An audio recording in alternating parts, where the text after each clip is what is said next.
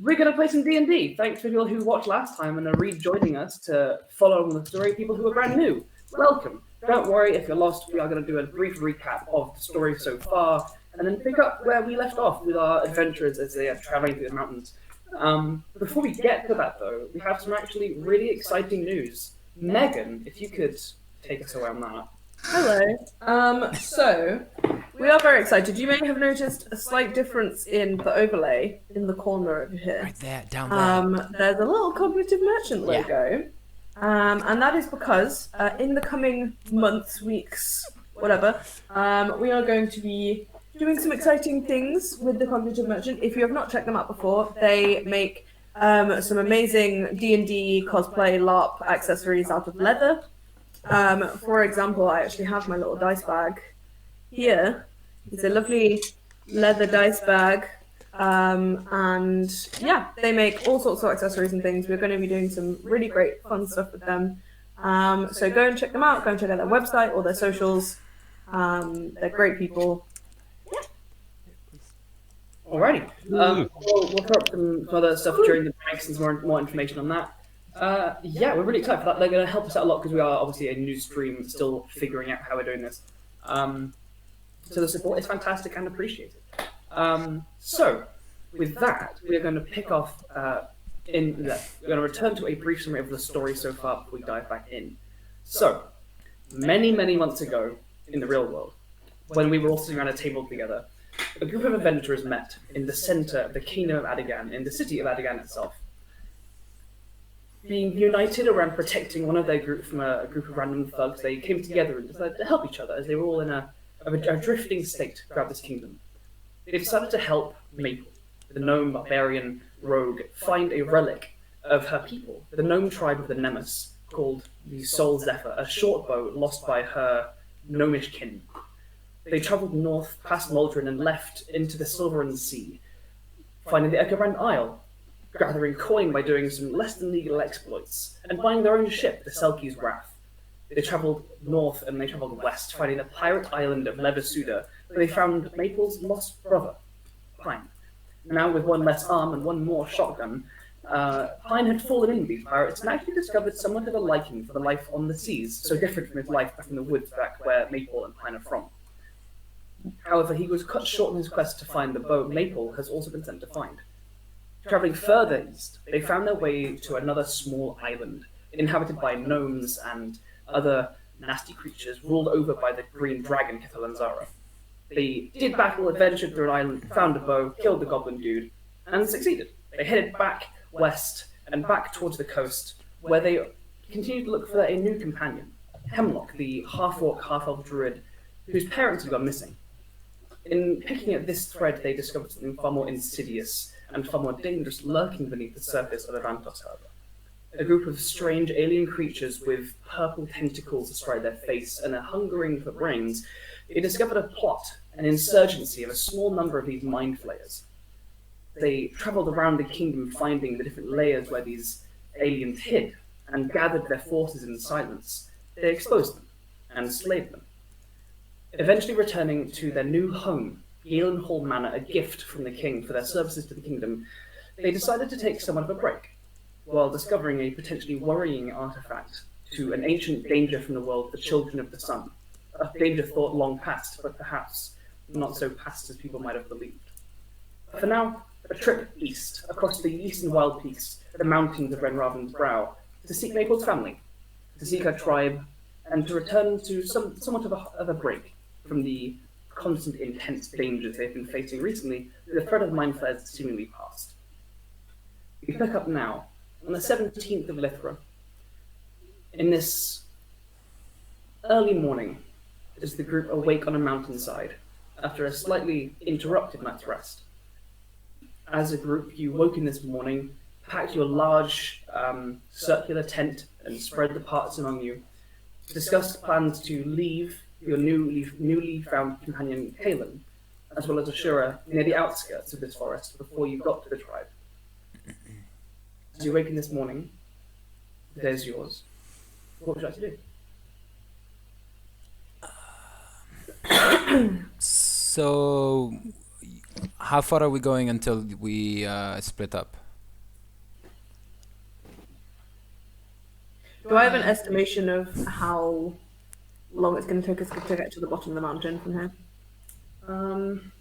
Make a survival check. Okay. Now you're getting close enough to see the valleys below and the woodlands expanding out to the east. First roll of the day. See what your terrain is. Please let it not be Stream with the first roll. stream of the first roll. 17. From where you are now, and roughly where you think you're heading back to get back to the tribe, you might guess that you're maybe a little bit over a day away. Okay. You can see the forest sprawling beneath you, and you're still in the foothills on the eastern side of this mountain range. Yeah. Maybe a full day's travel and then a little bit more. Okay. And that's just to get to the bottom of the mountain. That's to get to the tribe. Right. You'll be at the bottom of the mountains in about half a day. Okay. Is it a case of where, like, if we pushed ourselves, we'd be there at, like, night time? You could Like, push evening? Yeah, you mean you could push to get to the tribe, and if it were easy sailing, you might get there nigh on midnight. Oh, okay, that late. Right, never mind then. Yeah. Yeah, so it'll take us about half a day to get to the bottom of the mountain, which I think is where we're planning to leave you guys. So. That's fine. That's fine. Just surveying the valley before you, Maple. What do you look like, for those who don't know? Oh yeah. Maple is a gnome. She is 3'4". Her most defining feature is probably the curly mop of auburn hair on top of her head, accompanied by 2 antlers. She has dark red leather armor covered in small animal bones to decorate.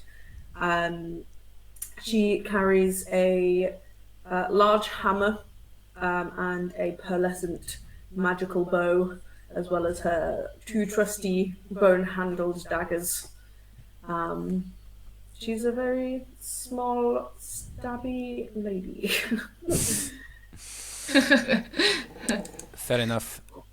I guess we'll just wait for you there, like stay in the area.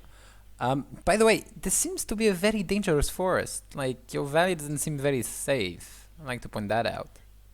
I mean, it's safe in the tribe, because we keep it that way, but... Okay, and the people with, like, tusk and stuff, that's normal stuff? Yeah, I've seen it before, but it doesn't happen that often. Is that what happens if you stay too long in the forest? You just get, like, tusk and stuff? No, I think it's some sort of, like, infection that they pass on. Oh, shit, okay. Yes, if this is why I am concerned about leaving the 2 of you. I mean, I've heard of lycanthropy before. If you are bitten, there is a decent chance that it may afflict you too. Well, it's fine. I didn't get beaten. I got, like, rammed by a tusk. Even so, it's like it's like typhoid. If it gets in your blood, you know. Is that That good old fantasy typhoid. yeah, that good old fancy Pretty sure typhoid. typhoid exists. Like anywhere with bad water sanitation, you know. Yeah. Ashura, as you ponder what typhoid might be, Yes. what do you look like for those that are new to this? Yeah. The figure that is discussing with Maple, our small bean, is a tall and lanky dark elf with dark purple skin, with glowing white eyes. It just happened to be because of a magical item, not because I chose to. I'm not that edgy. Bold. Lots of jewelry on him, large and heavy robes, mostly dark blue or dark purple too. That's it. With a bow on his back and a sword on his belt. That's it. Devil sword. Alright, and Markos, as you proffer this warning of lycanthropy. And typhoid. And typhoid. So Markos Astreva, he is a human male, human man, about, I don't know, late 20s, early 30s, you'd say, by looking at him. Tan skin, sort of medium tall, he's like 5'11", 6 maybe, with short, cropped black hair, bit of stubble, and the customary uniform of a second lieutenant. in the Royal Infantry Gun Scouts. He's got a big old rifle on his back and a nice wooden pauldron. Lovely. It's still growing. Still growing? The pauldron is still growing? Yeah, it's got like a leaf growing out of it. Oh no, wait, I gave that to Hemlock. I think you did. You might have. It might have like little buds of leaves then. Alright. Yeah, lycanthropy, I think I've heard of it, but that doesn't seem to be. Anyway, that's also why I'm staying with Caelan. Yes. Well, that's my concern. If either of you have it, then it needs to be dealt with sooner rather than later. We can, we can create like a sort of a rope with a sword on above my head, and at any moment, if I move too fast, it just falls on me. We can do that. Who are you, Damocles? Yeah, who is that? I've heard of this guy, right? I've heard of this guy. I don't know exactly who he is. I think you're some guy from history. I don't know. Ah, right. Okay. Okay. But no. So, Maple, I understand and I agree with you not wanting to bring strangers. Is there a way that we could maybe get like a cleric or a healer or something to maybe just come see these guys? Potentially. Like maybe on our way back? I don't know. We have like a cleric. We've got some druids, so potentially. As if they can heal. Excuse me, morning voice. Oh, I see who actually got bit. Caelen did. I did. And Oh, like who got bit and failed? The three of you, Ashura, Caelan, and Maple. yeah. I really don't want to. It doesn't fit my aesthetic. You've gone from being a beautiful drow boy with long flowing silver hair to like bald with glowing eyes and soon Tusks. fucking boar tusks. Massive tusks. Like, this is really. Every character goes like that, I guess. Yeah. All right. I guess so. No, but I feel like my capabilities are pretty much good to not engage. If there is a huge monster, I just say hello, go another way, and he just goes another way. So I feel like it's a good point for me and Kevin to be together. And if one of us is becoming a very bad monster, I don't know exactly what I'm expecting, but the other one can just. Well, I guess you can Control use us? magic to like put them to sleep or something. I don't know how to do that. Hang on, no, you're both elves, right? Yeah. Yes, no, that won't work. Yeah, then. exactly. I don't know exactly. I've heard about elves. We can't. We don't really sleep. We just sit No, and we- just dream. I guess. Now it depends. If the cleric wants to come, I think that's fine. Worst case scenario, we deal with it. I mean, I think there's a middle ground here. If there's no cleric or druid available to come visit you. Oh, good morning, everyone. Morning. Scrolls and potions exist. I mean, it'll take some time to get them together if they're not already prepared, but I can, bring back whatever my arms can carry to see what we can do to help you both out. We could do Yes, that. of course. I'm sure your tribe has. We lost someone. She's gone. As soon as I start to talk, she Yeah, disappears. she just disappears. Maggie, I am cut so well. The idea of scrolls just Got one. nope. That's Too much. Andrew, yes. Wait. Ah, damn it. Oh. Insane. Oh yeah, of course. When with the microphone as well, right? Oh yeah. Oh yeah. I mean, For the Well, what I will do right now is the woman speaking is a half-elf by first appearances, but Asimar in actuality. She's about 5'11" and she dresses insanely well, ridiculously overdressed for a trip through the mountains in soft pinks and white silks and gold brocading on everything. She's got like a tanned golden skin and little gold and silver dragon scales on her cheekbones, her collarbone, and up into her hairline. And where Ashura is lacking long, elegant platinum white hair. Hope has it by the bucket load, and she's brushed out and styled it nicely this morning with a beautiful golden rose pin holding it all on the top of her head. And that is what Hope Summerhold looks like, everybody. Fair enough. Should we do the rest while Megan is trying to come back? Yeah. Might be a good idea. Yeah, go ahead, Riona. The second elf of the party, standing very, very quietly, is a high elf with no discernible gender to them. Very pale skin with kind of a swooping, short, dark brown head of hair.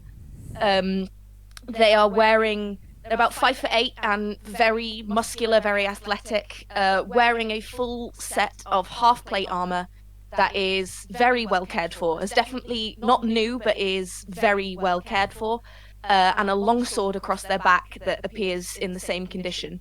Both are carved over the blade and hilts and the breastplate with intricate runes in giant. They've got pale grey eyes and a awkward, nervous expression to them. Fair. What about you, robotic man? Yes. And then Robocop. elsewhere, doing some just light morning training routines, is a warforged with a darkwood warforged with some silver plating in them, wearing some fairly simple, quite loose-fitting clothes, going about some morning punchy boy routines. There aren't many discernible features other than currently a red sash that they wear across their waist, as well as a javelin which they have on their back, which peeks into a bolt of lightning at the top. Fair enough. Is the sound back on our DM? DM said yes. Yes. One sec. Beautiful. With that, That was all planned. sorry for that. No We worries. only have so many resources to our disposal. Like we got like 2 Just resources. difficult being That's shit. it. we got like 2 or 3 resources, not much. Yep. So you had just emerged from the tent and spoken. Yeah. Everybody. Oh, did okay. Yeah. I think we should just. Shall we go. make tracks? I think so.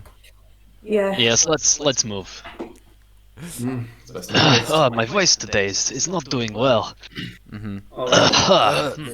It's you know what? I This think. This mountain air is getting to me. Or is it? You know what it can be? Oh. It can maybe be the boar stuff. You know, you know, like first. They didn't get near me. I didn't take a single No, hit. I meant like you can be like allergic to like those fur stuff. Allergic to boars? Yeah, I'm sure. I mean, it's possible, Yeah. but I've never. I've been out hunting many times and found boar and other beasts, and it's never affected me before.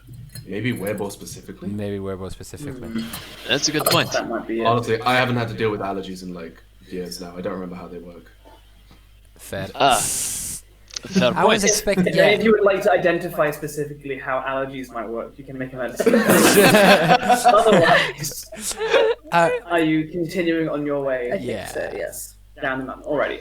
What order are you guys traveling in? Is it the same order as last time? Maple at the front, Markos at the back. Yeah. I'm happy I'll to keep an stay eye out where I am. behind us as well after last night. Alrighty. In that case, you guys head down the mountain. It takes roughly past noon. You find yourselves coming to flatter ground, and the ridges and ravines that have been splitting the landscape and the forests around you begin to flatten. You come into the occasional small clearing. The occasional meadow drifts along one side as a small river runs quite quickly off the mountain, matching your direction, but peeling off to the right towards the lake as you veer slightly more north. Is there anything you guys would like to do specifically while you are along this trek? I'm gonna be keeping an eye out behind us just in case there's more boar. That's a good Okay, point. make a perception check for me. Okay, I'm good at these. Are we in mountains still, or are we in forest? Yeah, you're in mountains. You're also in forest. Oh wow, does that mean I get double the It effects does not of mean you favored get. terrain? You are in your Triple double favorite proficiency. terrain. Quadruple proficiency. Not bad. So 12 plus 11 is 23. Alrighty. Just As keeping you're an eye out watching behind out, us. you do not catch any other sign of any other humanoid figures behind you. You also don't see any signs of them around you. You don't pass any structures. You don't pass any people in the distance. You also don't catch any sight of the large bird creature that flew and threatened you guys the day before. It appears the rock has moved on to other sections of its mountain range, looking for food elsewhere. It's Following an the illusory cube of cows, not satisfying its appetite. Cube of cows. Yeah, well, the cube of cows, you know, I think it's gonna be. I'm gonna reuse it because it takes us out of really dangerous situations. So, you know, next time we see a lich, cube of cows. Well, I think it worked against the big bird Ashura because the big bird wasn't very clever. I think a lich, I probably don't even know what a lich is. I'm using out of character knowledge here. Throwing a cube of cows at a lich and expecting it to do something. Do That many it. cows could do some serious damage. They were not real cows, Newt. I know. You don't know that. Pat a cube and be like, you can fit so many cows in this bag for me. Markos, you didn't touch my cows. You don't know if they're real or not. They might have been. You don't know. I might I've seen you use illusions before. No, you don't know. Who knows? Anyway. Is there anything else anyone would like to do or say while on this first half of this day's travel? Is it getting snowier? It is not. It's getting less snow, I'm afraid. Oh. They're not super high mountains. The best you got was was like frosted rocks and the occasional little like side of it in the shadow before the noon sun. Frosted tips. These actually are the Guy Fieri Mountains. But you have drifted down to the other side of his temple, and you are out of the snows for now. Okay. Can Ashura kind of learn the way just in case? Just the way we're going from the top of the mountain to the village. I mean, to the direction of the village and stuff like that. Just keep it in mind. Make an intelligence check. Intelligence check. That's an 8 plus 0. Ooh, we lost someone again. Yes, Riona's having some internet issues. That's cool. Quack. Quack. Everybody, just put your head very high. You try and keep an eye on the various aspects of the terrain around you, but some of it begins to look a little similar. Yeah. You might be able to find your way back, might not. That's super not great to hear. Okay, cool. Alrighty. Well, with that and with half a day's pretty quiet, relaxing travel, you find yourselves reaching the bottom of these foothills. And Maple, whereas the mountains were a singular journey for you, you'd never travelled westward from into the mountains before, you are now back onto the flat forest lands. And there are rolling hills and hollows and slight ridges that do cut this forest land up, but you are down into that, no longer in it. Cool.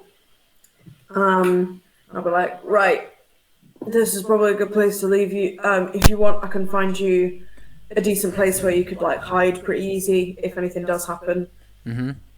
I can check the surrounding area using my senses to see if there's, I don't know, dangerous things. I don't know if I could detect large beasts, but things like dragons or things like that. I could let you know if there are any within 6 miles. That'd be great. Like I don't know about Caelen, but I wouldn't want to be sleeping next to like a dragon's cave or something. Yeah, that would be preferable. It'll be less than ideal if you woke up in the jaws of a dragon. Yes, let's find somewhere safe. Find shelter for you two. Alright. Yeah, cool. I will just have a look around, see if there's anything like more sheltered than just like in the middle of the woods. Go for it. Make a survival check. With help from Markos. Oh my god, advantage. Advantage. L'advantage. That's going to be a 27. So is that? What's your bonus? 27. 7. Plus 11, bitch! Shit. Oh, it's the same as mine.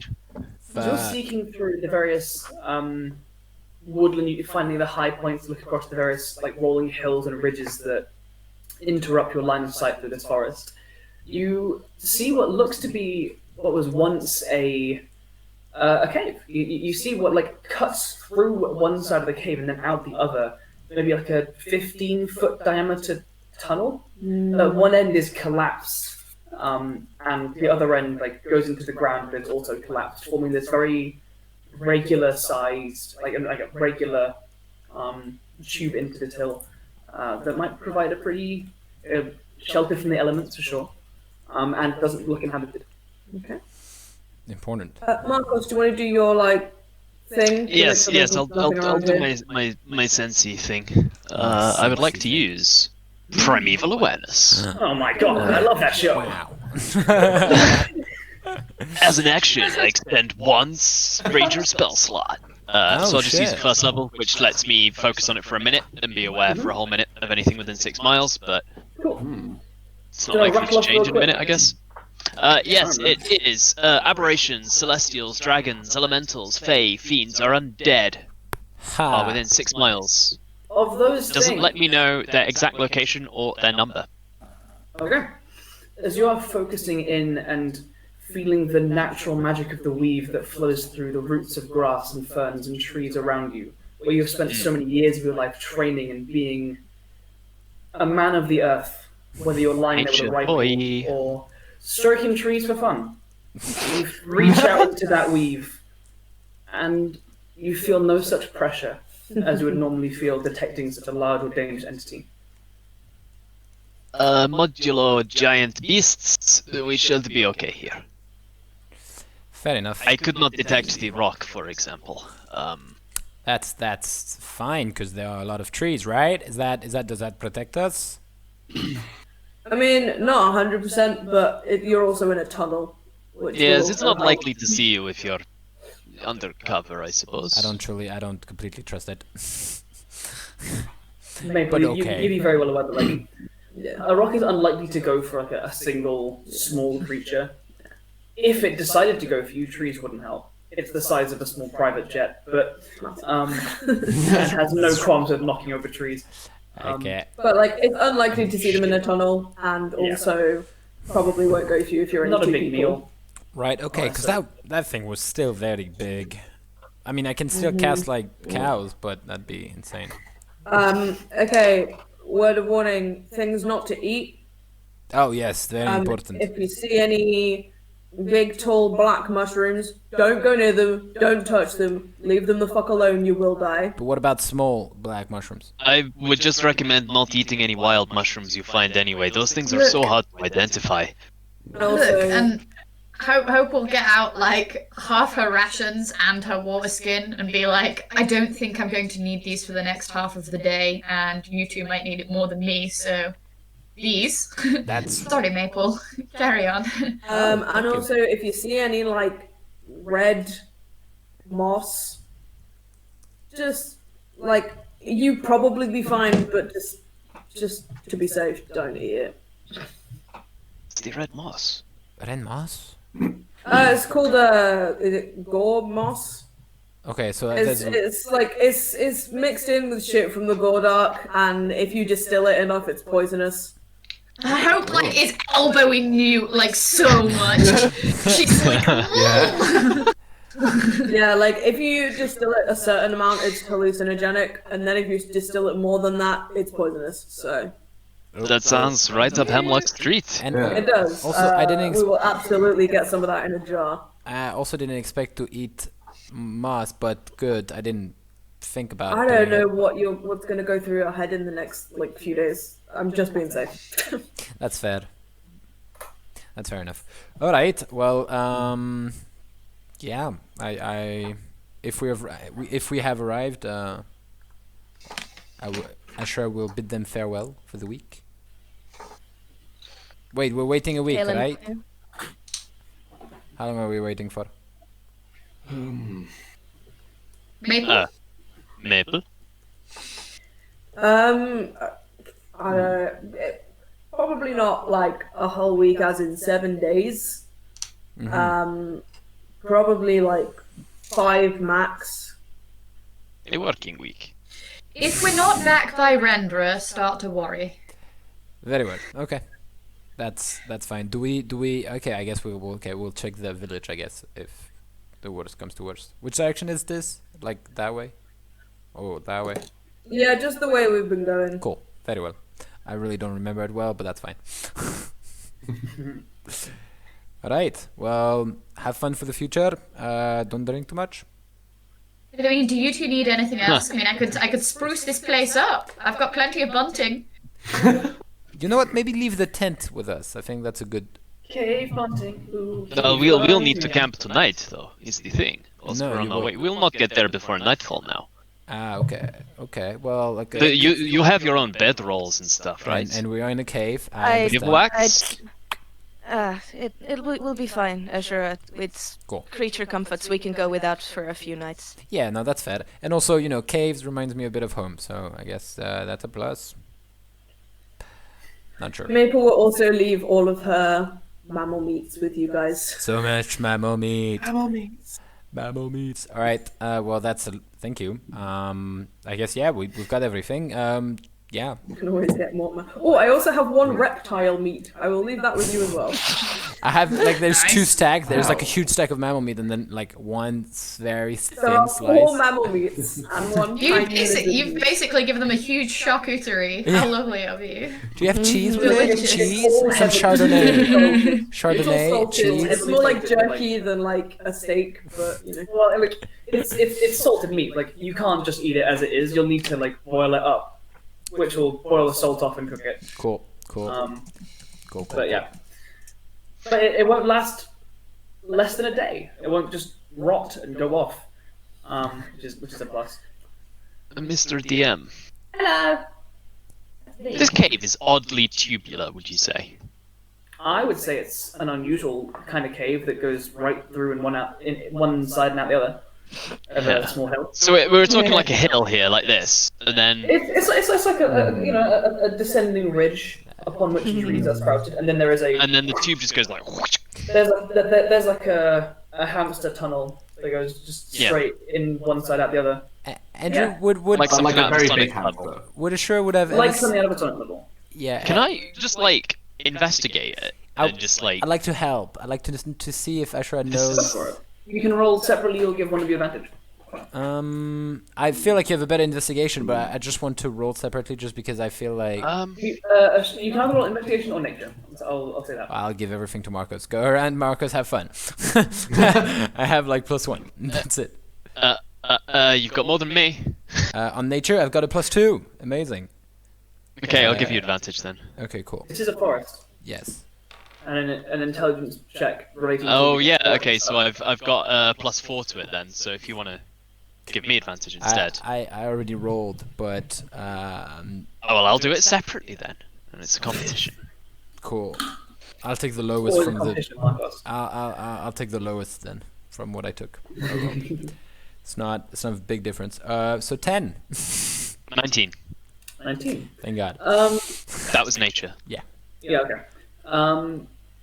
Ashura, as you try and think about something that might cause this kind of cave, where you're from, where you did most of your fighting, you mostly saw natural caves. Nothing you saw or fought against when you were in the army down in the Hepworth. Like no big purple worms, for example. No big purple ones. Okay. Markos, you've heard tale Of of big the purple. great worms. Mostly that stick out in large, wild expanses. Often in places where the Gordark reaches near the surface. They are like remnants of the Tyrannima, the gargantuan monsters that fought in the Titan War. They seem to be almost descendants of that, or creatures that grew in that environment, that reach massive sizes and are incredibly dangerous. And they're still around. Yeah. Great grandchildren of creatures the size of countries. That's fun. Hey, you remember what I said about not sensing any giant creatures within 6 miles. You did say that, yeah. Mm-hmm. Well, you said This is an old. Okay, do I have any idea of how old the tunnel is? Like, looking at the way the rock's been eroded, does it look like where's the dwarf? Make a Perhaps. separate nature check. Fuck, we need a dwarf. Just going around. that's an 11. Like, if there's like any moss growing on the inside that would indicate it's been there for a while. You don't get any big.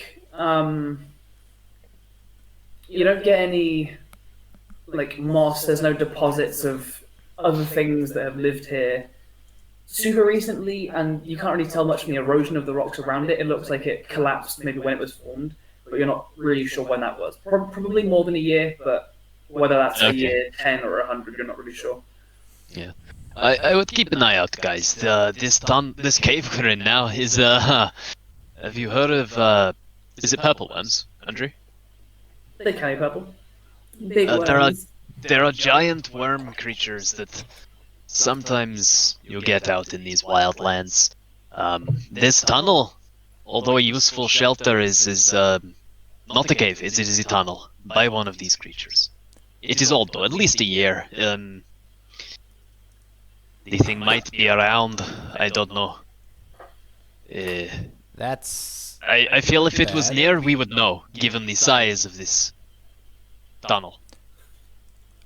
Fair enough. I feel like we'll take the chance. We'll see, I guess. I don't... You'll be fine. You can handle yourself. Maybe not take it down, but at least get away, right? I like how, you know, now that we hear you, like, it's fine. And this morning you were like, you will die if you stay alone. But I agree with you. I'm not concerned for you defending yourselves. I am concerned for the lycanthropy disease. Fair enough. Which anyone who is fighting those things is at risk.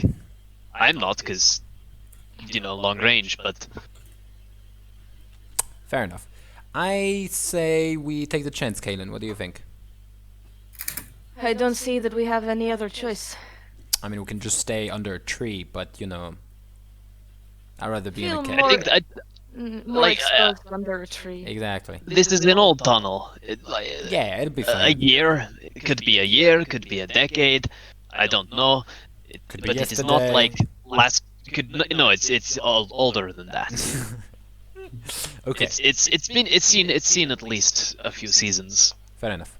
I will trust you, and we'll just put camp here, I guess. Yes. Okay.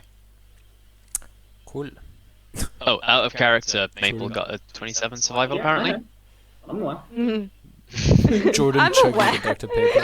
Me, that isn't Prudence reminding Andrew. That is Prudence OOC trying to remind everyone that, like, Maple got a very high, look, this is a good place to make camp. That's true. Maple lives here. That's true. And, like, we can dilly-dally about worms all we want, but it's kind of like, well...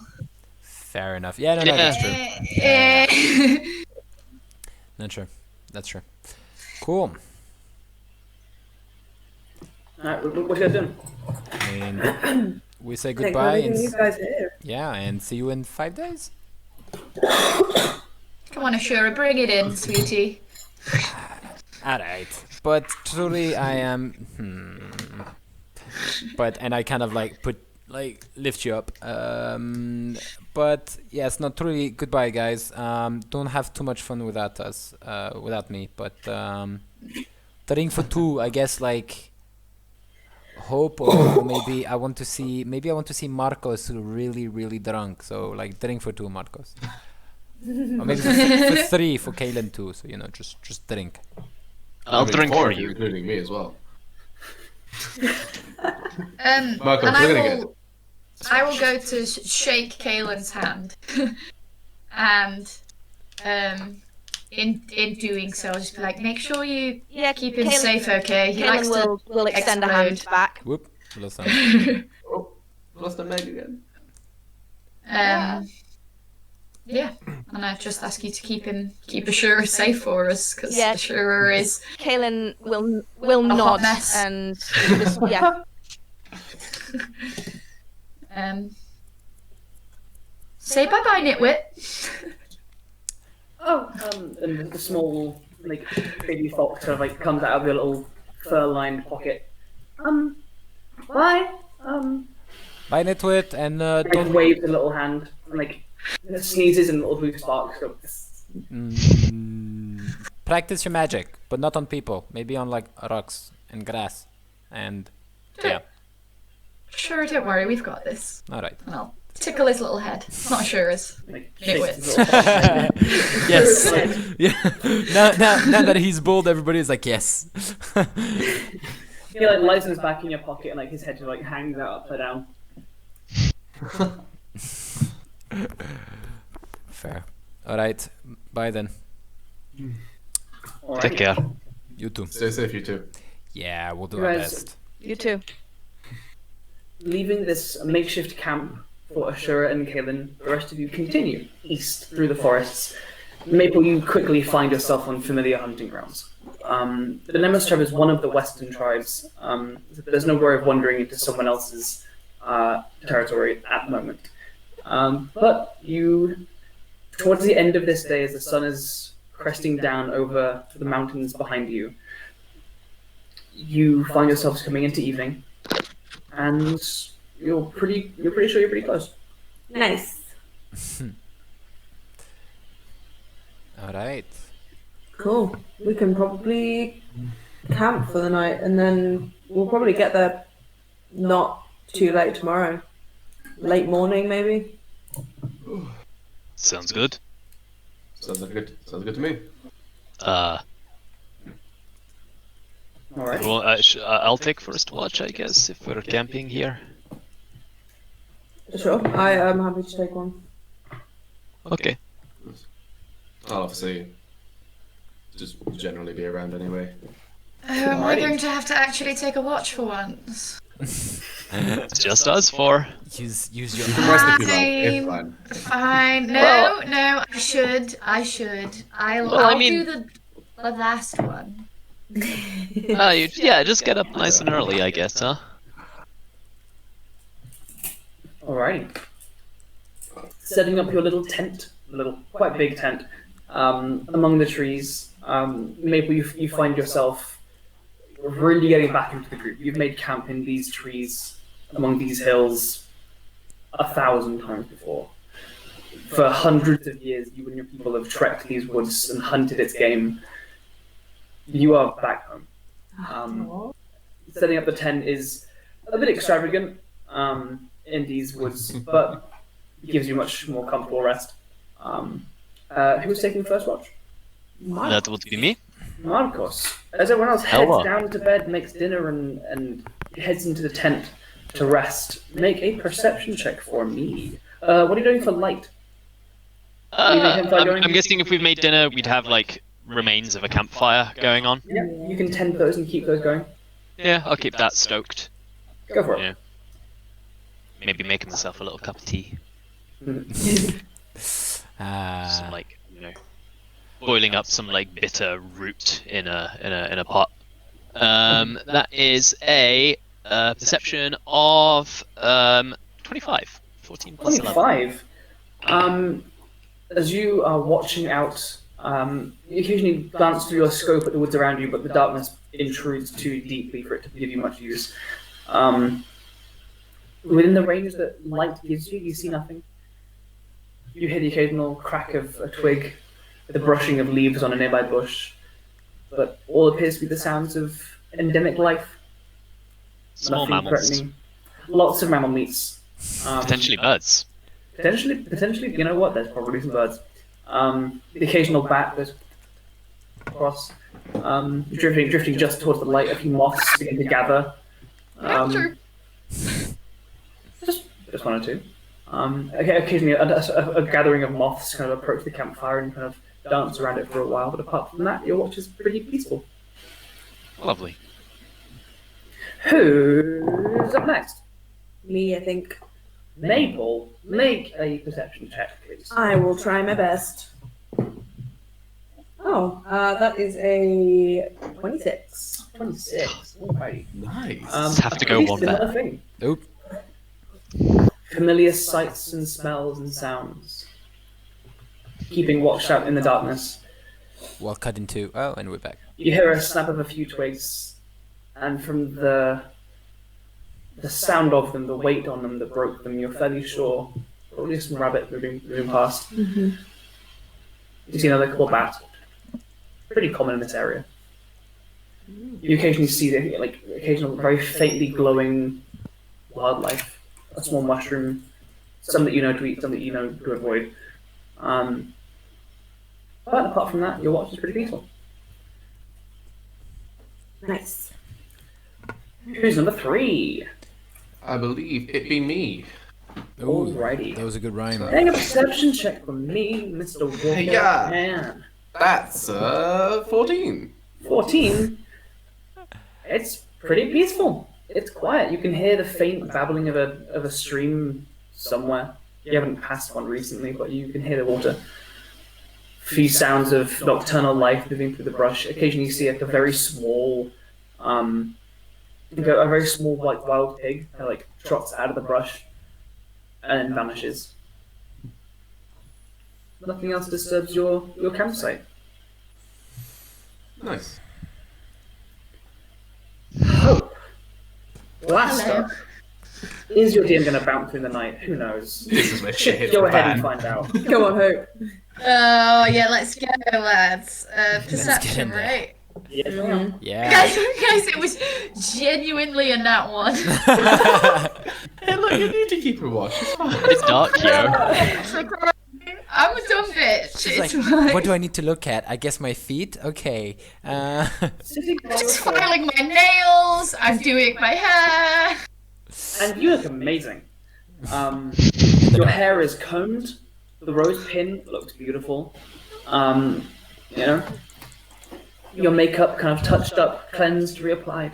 Nails are perfectly even and smooth. And you hear the sounds of your companions rustling awake in the tent beside you. Ashura and Caelan, Yes. what are you guys up to? How are you setting up this stone tunnel to turn it into a place to hold refuge for a while? I guess we do you want to put maybe the mattress? No, not mattresses. What do we call that? Sleeping bags. Bedrolls. Bedroll sleeping bags. Alex. Is there a zipper on the side? I don't have one, but if you wish to, please, I'm not going to stop. Cool. I mean, we can put the bedrolls inside, and then we just can make fires. So Yes, that's we have a bit of the please. meats. Yeah. We have food, we have shelter. Exactly. I think that's a good idea. That's like being back out on missions again. Yes, except we do not move, and we have no particular purpose for No. the rest of the week. Yes, But don't have yes. orders or. I Yes. wish I had books. I wish I had stolen those books in the end. You don't You know what nearly I'm talking stole about. some books? I do No, not. I wanted to, but I guess I will think about what I read very hard. Just yes. I guess that's it. I heard the others mention you play music. Yes. I do. I do. I am particularly. I particularly like the harp. It you don't have to move so much. But yeah.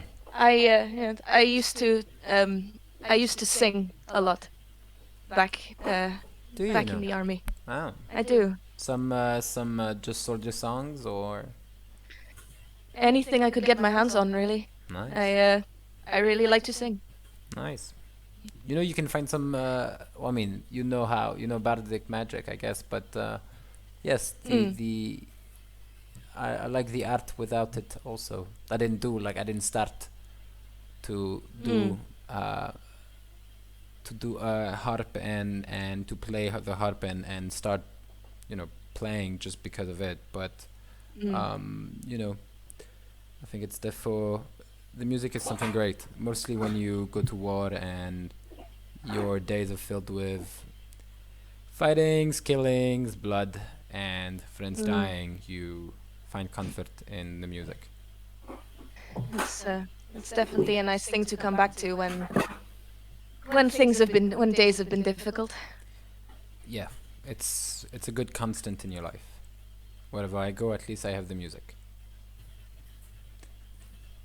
But yeah. Do you want me to play something?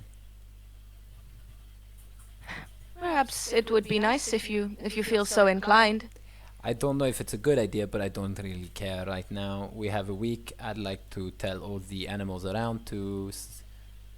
Yeah, we're just here for a week, so please don't bother us. So I'm just gonna play. And he takes the weird-looking contraption on his back, flings it open, and flings it open into the harp as a harp, and start playing the notes. Yeah. Alrighty. It is very familiar to you to be out Yeah. bunking somewhere. I think listening. Yeah. Sorry, carry on. It's a familiar comfort to be somewhere less than luxurious, to be playing some music, and this tunnel has a nice echo to it, which offers a slightly ghostly beauty to the music that you're playing. Fair enough. Cool. I think I think hopefully you can hear me all right, because people are cutting out a bit. We can hear you okay. But Caelan kind of listens along. Caelan listens along for a bit, and after a while, joins in with the tune and kind of singing just like a little basic song. And they have a gorgeous voice. They like surprisingly soft for someone of their build and someone that you know them to be. They have an absolutely like stunning soft tenor voice that they're kind of singing along like a very simple kind of elvish trad song. Nice. Ashura will make sure to follow the song. Cool. Alright. Nice. Peaceful night comes to both of you. Yeah. We only have to sleep 4 hours each, so that's cool. Mm-hmm. Yep. Which one of you sleeping first? I'll let Ashura sleep first. I'll take a first watch. Cool. That's great. Alrighty. Ashura, as you take your stance to drift into your dream state of rest as an elf, I'm going to close this chat so I'm not distracting me. What do you mean? Oh, pussy! Megan. As you're drifting to sleep, Yes? you find yourself in a familiar place. You find yourself among the tunnels and caves that was home. You recall your lessons when you were young, lessons of history about why the Hakuri, the elves, the dwarves, the gnomes descended deep into the Underdark to begin with. Mm-hmm. Those many years ago, at Petroluna, when the gods, the Bloodborn, turned every living creature that the moon's light touched to stone, to end the war of the Titans. And while the chaos ended, the Titans destroyed, the Tyrannima turned into large stone swathes of the landscape that you now walk on. Those elves, those dwarves, those gnomes, thought this sacrifice too great, and descended into the Underdark to live far beyond the touch of the moon and away from the Bloodborn. You remember your lessons of the Tukuika, the large pool of souls that serves as your alternative to the gods, protecting the souls of your dead from the devils and the demons, and those hungry for souls across the plains. That's your way of life. Your vision shifts away from the familiar caves of home, the familiar dark architecture, those large elven cities that descend from large caves and stalagmites and stalactites. Instead, you find yourself in a city. And a cacophonous noise of screams and crashes fills your entire experience. It is a night lit up by orange. A city, and you see people around you running and screaming, and across the skyline of this city, it is not just buildings and towers, but carving the silhouette of the skyline itself, you see a monumental beast. On its two hind legs reared up, its screaming roar tearing the night around you, almost drowning out the screams of the people, running in terror, escaping this calamitous destruction. Into the silvery white light peers behind a cloud, and silence falls. The flames lick their fill until morning sun draws the first shadows on the hundreds, the thousands of petrified people still running and screaming from the night's chaos. Skyline 2 interrupted by a new stone statue, the same beast that was tearing the city apart, now frozen in stone. Your mind wanders as you walk among these statues, for what seems like hours. You see men, women, children, humans, elves, tieflings, dwarves, people of every race and age, frozen. Your mind wanders to what life could be like without the need for the gods. Also without the need of the Tekuoka. What if souls never had to leave in the first place? What if souls never had to leave the people that they grew within? Never risking your souls to the hells. Eternal life of purpose without fear. And you look with your heart filling with confidence and direction. Your hand is that relic. The 4 gems in the center, the golden bands around it. The orrery of the children begins to glow slightly in your palm. You let your hand drop to your side once more as you continue to walk this field of statues. The flames burning into black smoke, and then out. And then into black. And then you're awake. Fuck. We love a lore dump. Yeah. Yeah. You see Caelan at the edge of the tunnel, sitting with their sword, watching out into the darkness. Okay, well, I hope you get better sleep than I do. Than I did. This is... I don't know if it's the cave. It might be the cave. It's the cave. It's nothing else. Everything is fine. Everything is fine. Alright. Okay. Yeah, go to sleep, don't worry. I'll keep an eye and think of nothing. It's not like I have stuff to think about. Alright. Alrighty. Okay. Caelan, Hello. as you drift to sleep, Oh. Hey, difficult buddy! as it is often for you, in your paranoia, the various factions you know to be hunting you, still out there, probably still trying, maybe succeeding. But eventually you find sleep. In your elven way, your trance-like state, where dreams begin to fill your mind. Your dreams begin familiar, same dreams that we have every night. The wars, the fighting, the blinding light. Not one of silver, one of gold. Not one of petrification, but one of cleansing flame. And the world regrowing from it. You awake. You're in the cave.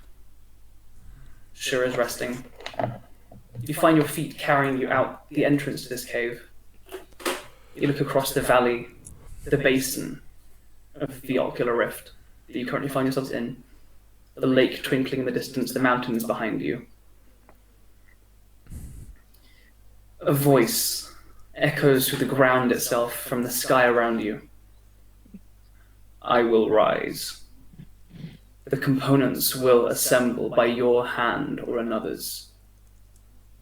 The lights will shine once more. It'll be an exaltation for the loyal, rulers of a new world fed by the lives of those blind to our light. You feel a presence looking at you, though the only things that could possibly be such are the glinting lights of the stars in the sky above you. As you look up, your heart begins to race. So many eyes looking down upon you, glinting from the darkness. The stars, no longer an abstract, beautiful painting across the night, but a peering gallery of intense gazes. I feel your loyalty waver, child. How will you answer? The question poses, one of these lights begins to grow brighter. One of the stars far to the west, just peeking over the mountains behind you, begins to grow larger and brighter, and moves slightly east, cresting towards above you, a faint line glowing behind it as it moves through the sky. You feel the eyes looking down upon you, waiting for an answer. Caelan, I think, drops to their knees and kind of looks up, but doesn't say anything. Just kind of You watches. pause and wait. This glinting light begins to grow brighter and begins moving faster, carving a line across the sky as what you now see as a meteor, carving through the sky above and behind you to the west, burning its way east. How will you answer? I don't know. I'm sorry.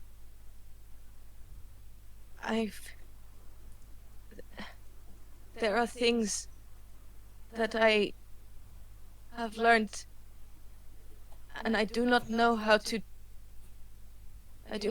to do. Of course not. How can an immortal begin to comprehend the dance of the cosmos that swirls around you for an eternity before and after? You need not understand. Put little stock in the petty truths you figure to yourself. As the mortals around you bend your ear, we are not talking through your ear. We are within you. We are in the stars above, in the ground beneath. We need not your indecision, child. You have a chance to crest into divinity, to be part of this ascension. I know you can do it. So how do you answer? And you begin to hear a faint tearing sound that is quiet, that you can feel in your chest is not. It is simply far and gaining fast. A sound that is inside you more than outside, as you see this burning light begin to crest almost until it is directly above you. And now it's far lower and bigger and brighter, the trail behind it carving smoke and flames through the sky, passing over you to the east. With my current position, do I know what is exactly east from where I am? A little bit southeast, there's a lake you can see. Yeah. A little bit north of that is where your friends just left for. I think Caelan takes a shaking breath, says, "Please, I'm sorry.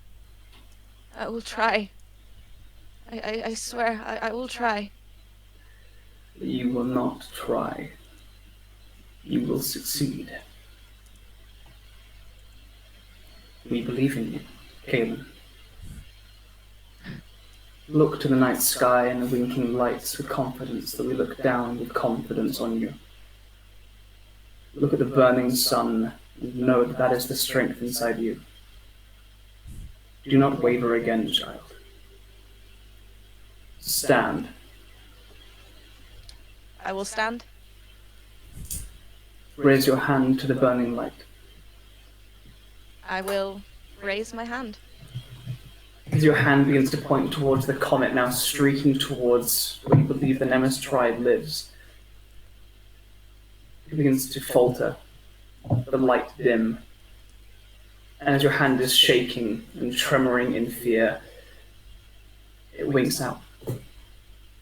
naught but smoke and a slight echoing sound within your chest. You wake with a start the next morning, with a cold sweat.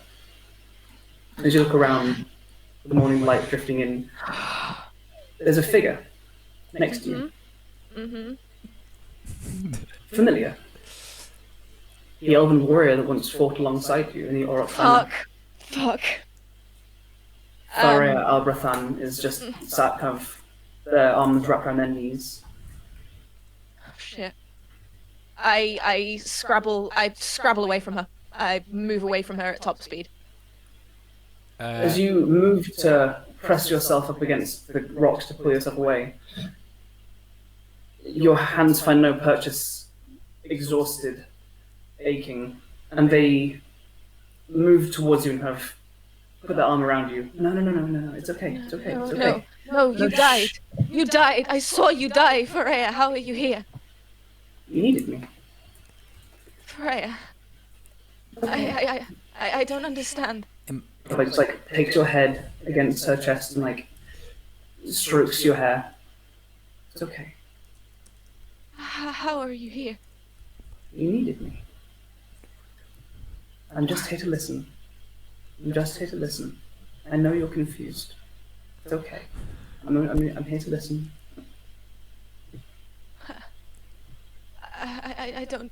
I don't understand. Sure. Do I hear anything? Am I like I'm like 2 meters away? Fucking hell. No? Caelan's still asleep. Ah shit. Okay, cool. All right. I'm good. What is happening? Exactly. My good. David with the messages. Sorry, I just kind of soothes your hair. You have, little Caelan, you have gained a form of indefinite madness.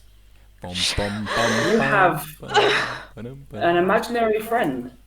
You're the only person Not you her. truly trust. Not fucking her. Oh God. Please take a note of that. The only Okay. person you truly trust is an imaginary friend only you can see.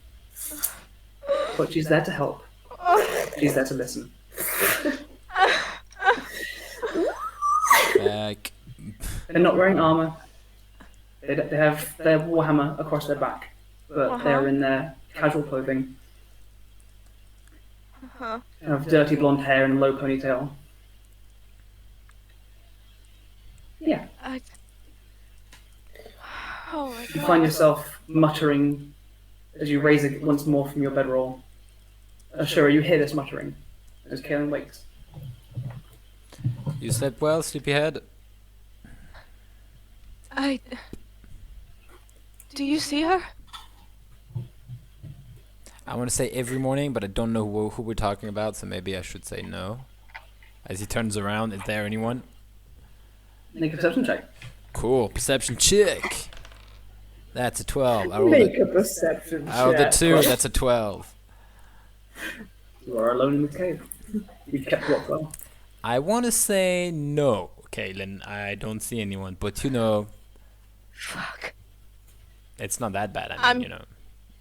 I'm gonna look at Freya Looks back. and move. I'm gonna get to my feet and go to outside the cave and fall to my knees and just out up to the sky. Just please, anyone but her, please.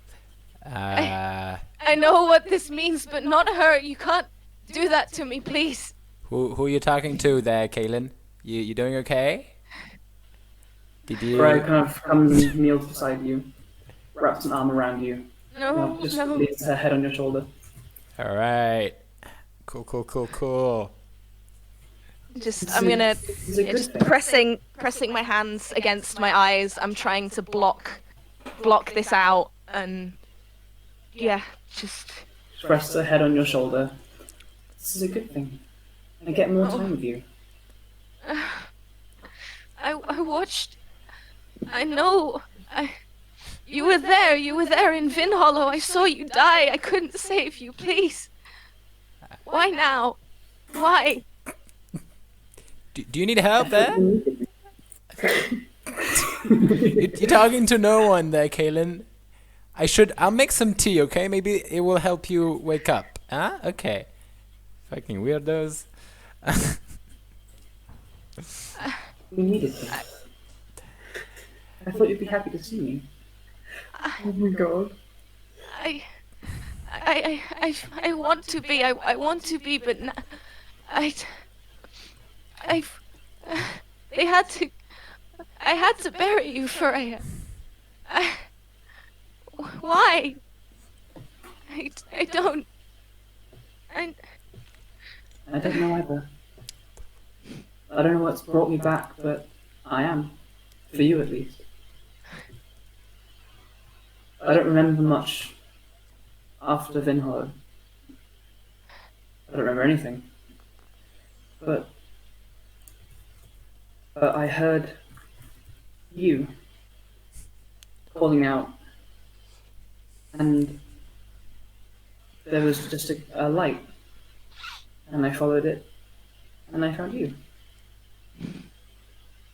And I know it's not perfect, and I know it's strange, but you needed me, and I found a way back. You've been. I'll take her hand, and just kind of hold it, and like how solid is she? To me, how real is she? She is sitting next to you. She squeezes your hand back. I fall into her arms. Just, yeah. And you slump slightly, and she kind of like presses up against you as well.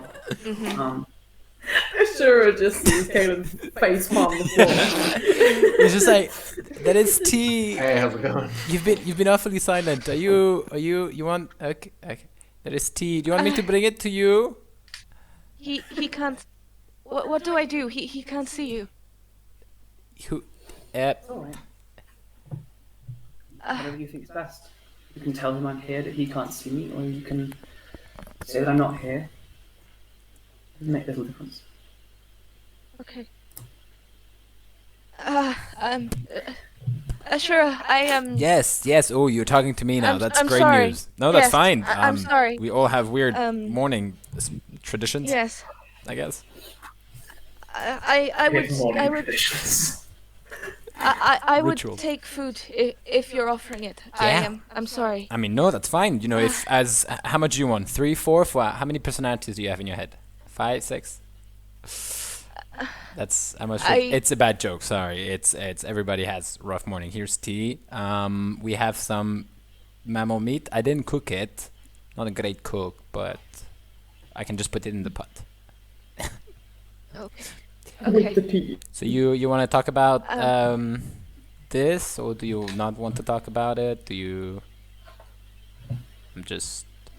I'm not. It's not. Yeah. Mm-hmm. I'm assuming the dreams, the fighting, the fire, the burning light, the things. You have them. You see them, right? Yeah. I had that last night, and I had something else too. Okay. What do you mean? So you had a vision? The night. Yes. No, I don't know. The night that I gained the power that I have. The night this happened to me, and I will kind of press my hand against the shoulder where they know where he would know that the stab wound is. Well, you got stabbed, yeah. Shanked. I got yes. I gained power from that from someone who still watches over me, and they think that my loyalty to them is failing. And I can't let them think that.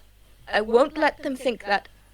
I got 2 questions. I'm sorry, I don't want to cut you. First question is: does every time you get shanked, you get a new power? Is that not related? I would say no. I'm a soldier. I've been shanked. This was a different. This was a different. So thing. that's on Every the side. soldier has been shanked before. Yes. Second question: who is that person that is asking about your loyalty? And also, Andrew, would I be fully aware of who they were? Caelan is. Whether or not you want to Caelan, divulge, yeah. that's up to you. Yep. so Caelan, tell me more now. They're called the Children of the Sun. And welcome to the party, girl. That's I spoke to them last night, or at least an aspect of them. Oh, you spoke to and them. They Okay. they sent someone to me. She squeezes Back- your hand. I'll squeeze it back. Back in Volm, the last mission I had with the Auric Banner before I came to you was an expedition to a temple in Vinhollow, a temple to the Children of the Sun. Okay. Yes, I don't have a map, so I They don't know were- what that is, but okay. it's a small town in Volm. It's but they had this ruined sun temple there nearby, and reports of people going missing. The local law enforcement, the local soldiers couldn't deal with it. They sent in us because they thought we were more equipped, and we walked into a slaughter like nothing I had ever seen. There was one man, a cultist in a robe, and the floor half an inch deep in blood. And as we walked in, the blood animated. It came to life. And it killed so many of the banner. More of us died that day than there were the ones living of us could carry home. One of the people who died was named Freya Albrathan. She was one of the other elves in my unit. She was like a sister to me. I watched her die. I horribly. And that's what made me. I pushed through. I got to this cultist and I killed him, but not before he got this into my chest, and I will pull out the knife. That's what caused it. That's what started all of this. And now I've had these visions and these powers, and I've seen you and spoken to them, and now Freya is here with me, but you can't see her, and I don't know what it means. I don't know what anything means. Ashura will go in for a hug. Caelan will return it. I can understand you in a very similar way. I had to leave my home.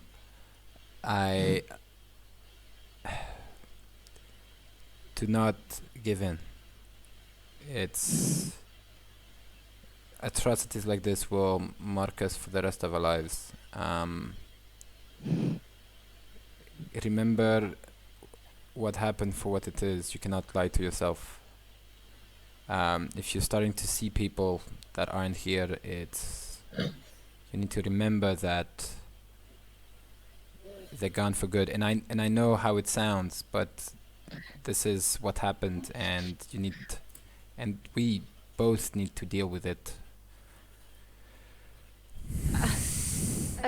On the Children of the Sun thing, this is another matter that we need to be careful, both of us. I had a vision last night too. Nothing too bad, but we can't let them puppet us like that. Sure, I don't think we have a choice. We always have a choice.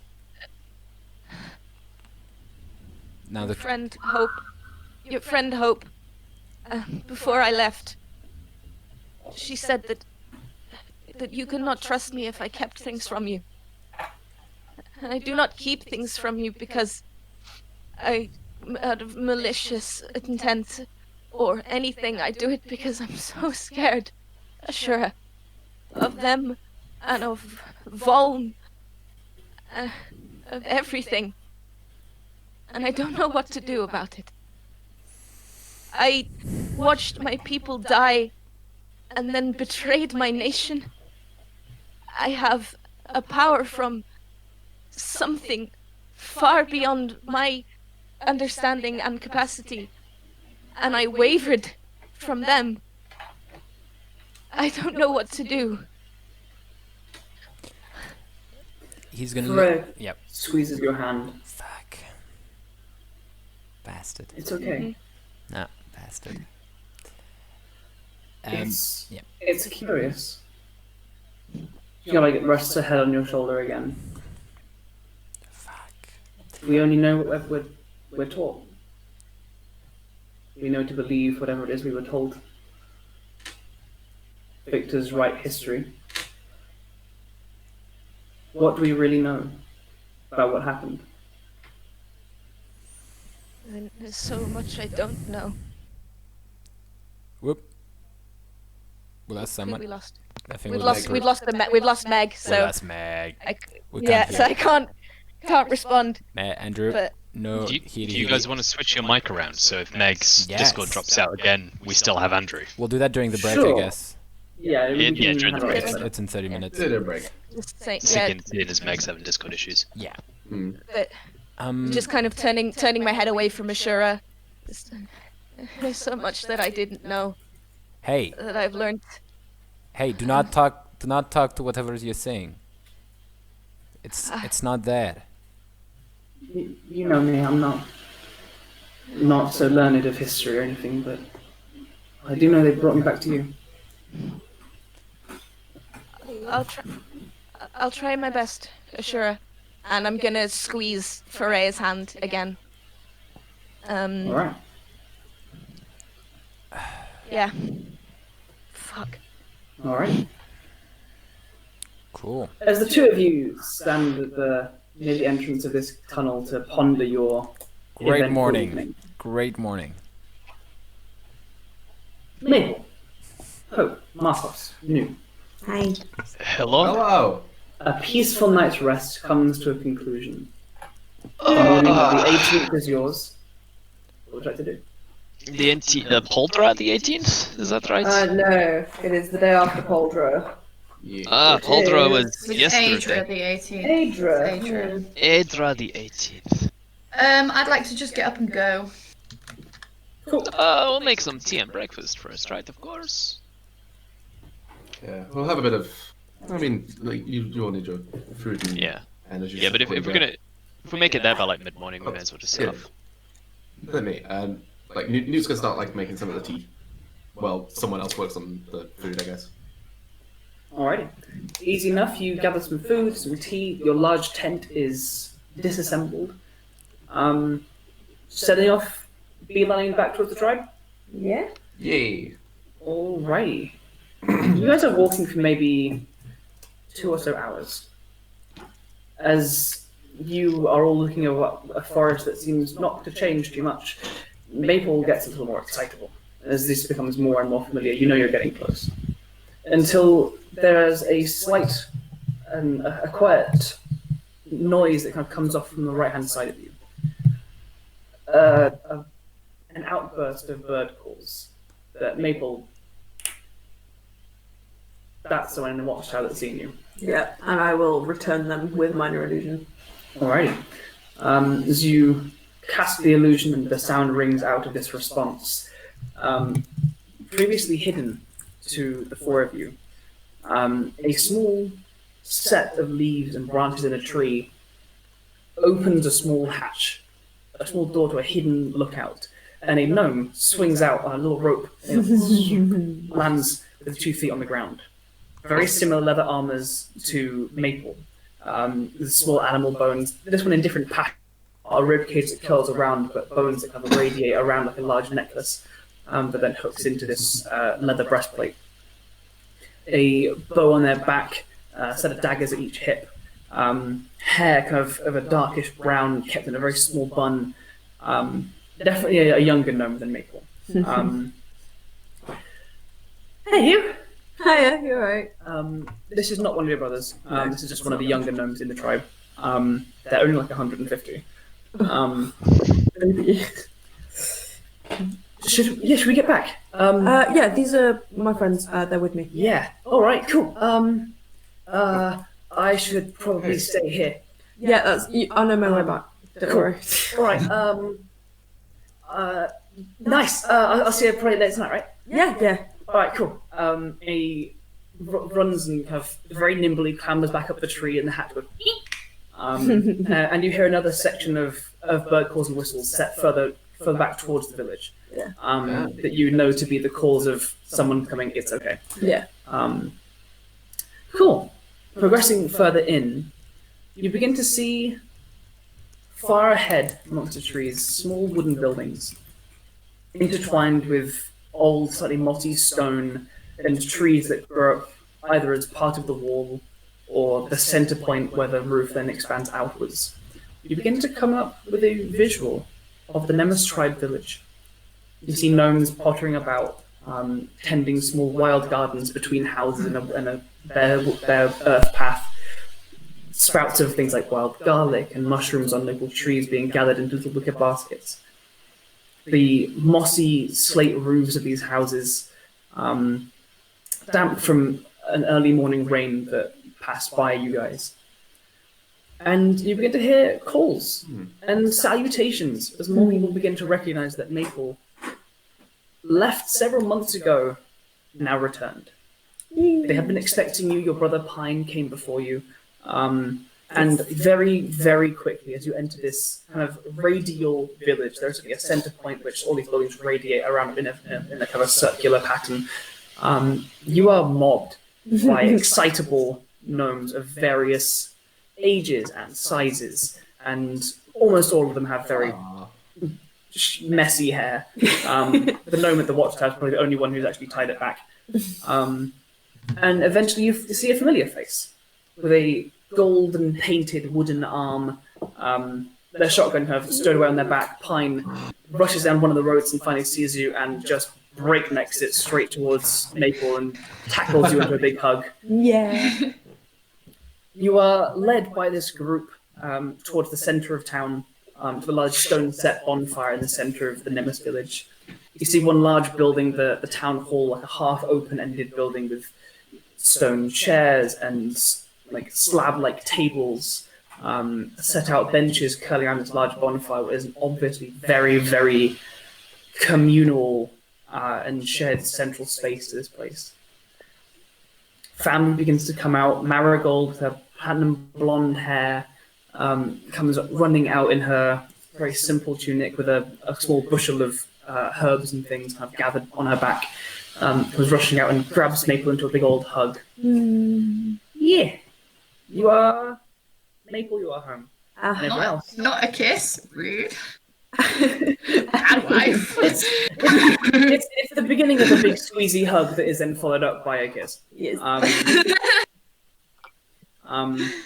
Yeah. There are so many people that are the same height as Maple. Yes. You guys are like... For once in my life. standing out by a mile. It is, as far as I can tell at this stage, only gnomes here.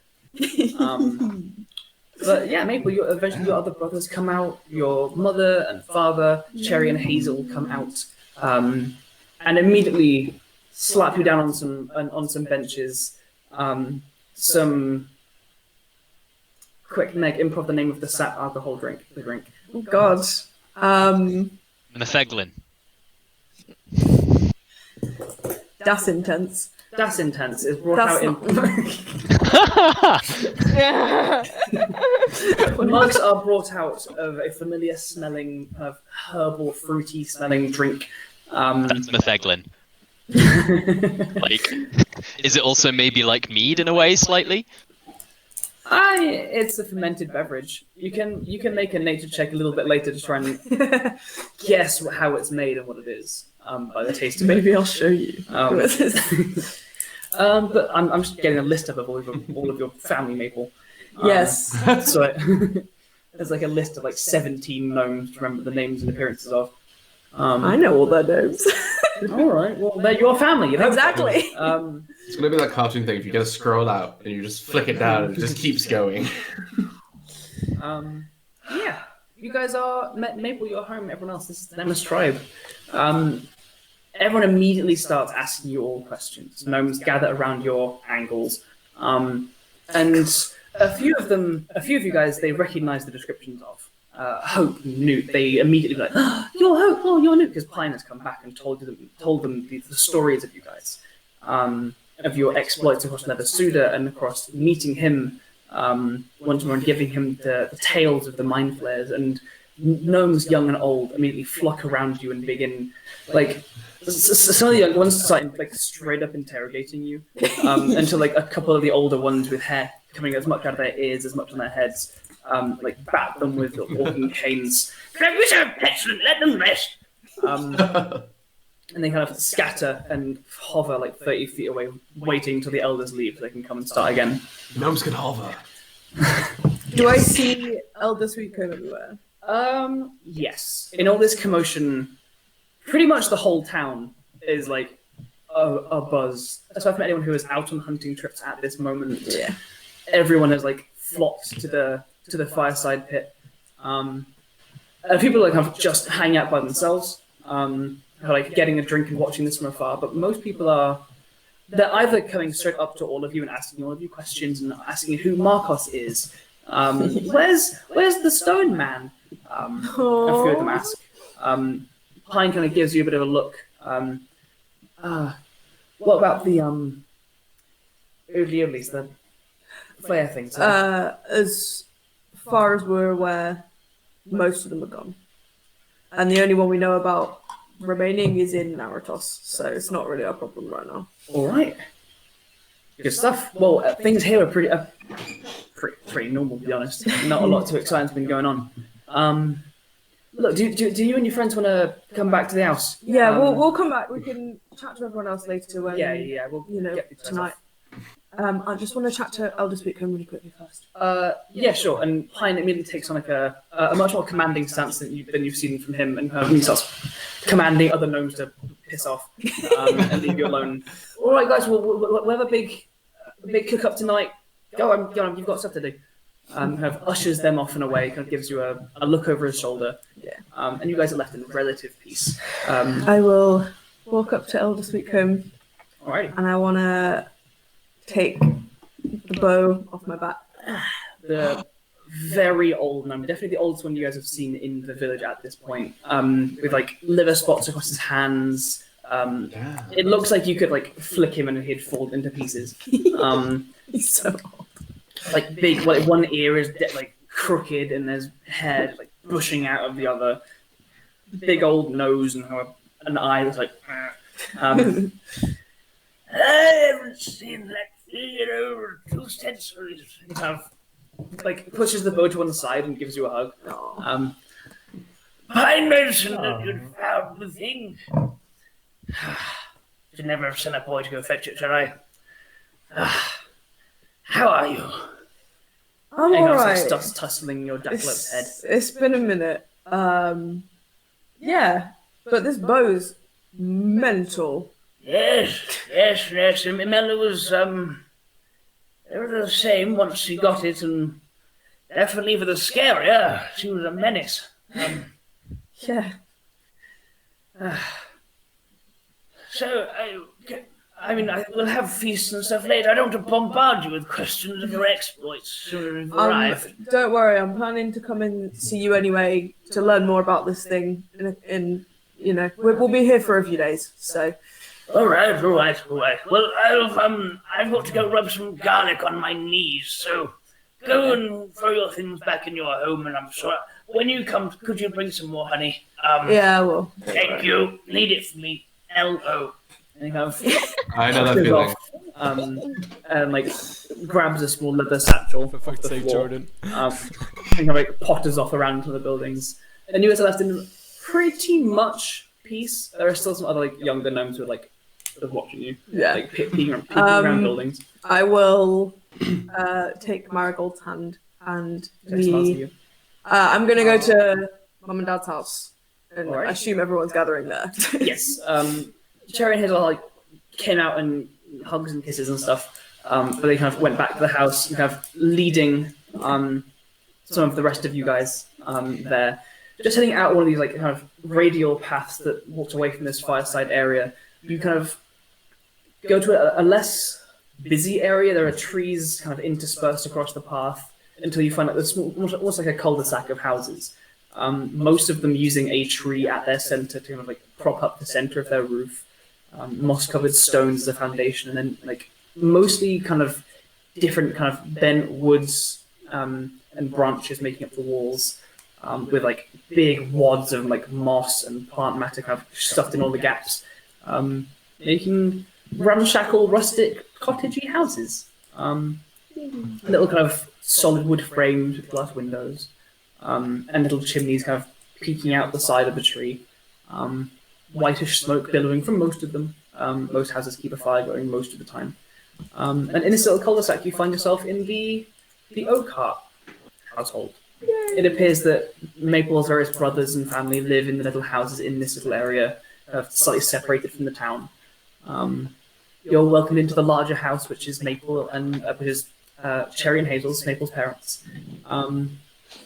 Where they bustle around you like you are pressed in the ceiling, which is ram-packed full of little leather cord hanging dried herbs and like bushels of like you're not sure if they're flowers, they look like flowers, but they're in like little kind of dried scrunches hanging from the ceiling, which smell very fragrant and lovely, and foresty. But you can just about fit in. And they welcome you in around like a dugout pit in the center of the house with a fire in the center. Cherry and Hazel, who I will gather the descriptions for real quick out of this. I think they're right at the bottom of the... They are, yes. Or do you want to introduce your family? I can. I don't mind. Up? Hmm? Do you want to list up? No. Okay. Cherry, not as old looking as Elder Sweetcomb, stands around 3 foot tall, and is the only other one that you've seen with ginger hair. Very, very long with amber, with hazel eyes, though it's kept in a much neater like braid rather than Maple's big plume. She's wearing quite simple clothing. She looks quite muscular. And Hazel, the father, a little bit taller at 3'8", towering lad, has a low ponytail of dark brown hair and dark green eyes, a battered dark leather breastplate across his body, a short sword at one side, a hand axe on the other. He's got a kind of a scar across one side of the face, and has a slightly more stoic expression when resting, though is mostly beaming with a smile at the moment. Maple, do you want to gather all your friends' things? We can put them in the back so you're not carrying around all these packs and things. Yeah, all right. I'm sure we'll find somewhere for them to stay later, but yeah, for now. All right. Can we get you anything? What about Newt? I presume Lady Summerhold. You, sir. Markos, thank you. Lovely to meet you. And you, welcome to our home and to the tribe. Yeah, everyone. This is my mum and dad, Cherry and Hazel. Yeah, this is weird. Nice to meet you. Maple, Cherry, Hazel. I'm noticing a theme. Yes, there is a theme. Yeah, they did that on purpose. Just so you're aware, Maple, Laurel and Willow are out hunting at the moment. They'll be back this evening. Oh, right, okay. Elm, I believe, was doing some training with one of the youngers. Yeah, fair. Out of the training hollow. But they'll be back later as well. Yeah, that's all right. Don't worry. Yes. So, tell us everything. Oh, and they sorry. Down completely nervous of how large a question that might be. Yeah, that's a long story. I don't know. You've heard probably a decent amount of it from Pine, right? And the letters that I wrote for the elders and stuff. Yes. But since then, well, the mind flayers are pretty much mostly gone.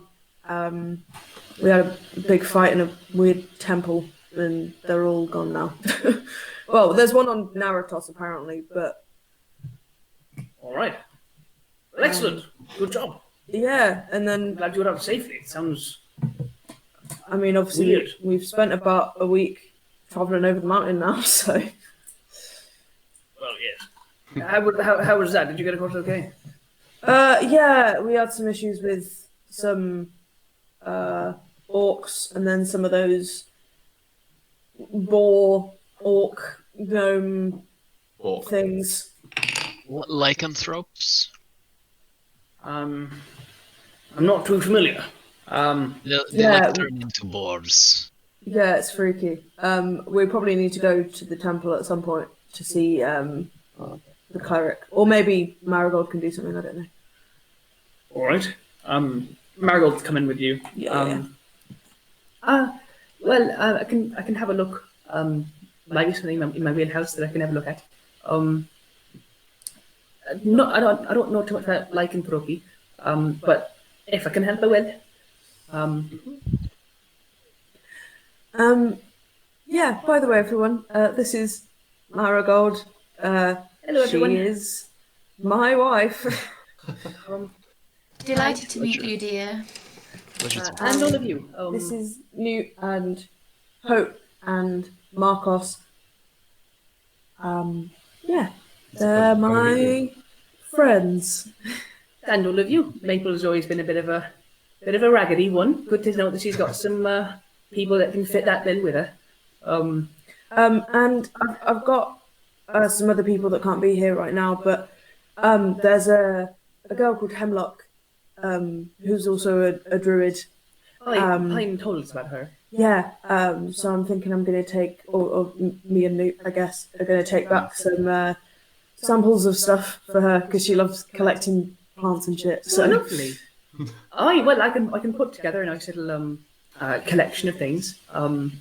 I've been helping some of the elders with their herbaries, so we can probably get some nice. If she wants some sprigs of anything that she can then plant herself. oh, definitely, we've got. Oh, that'd be amazing.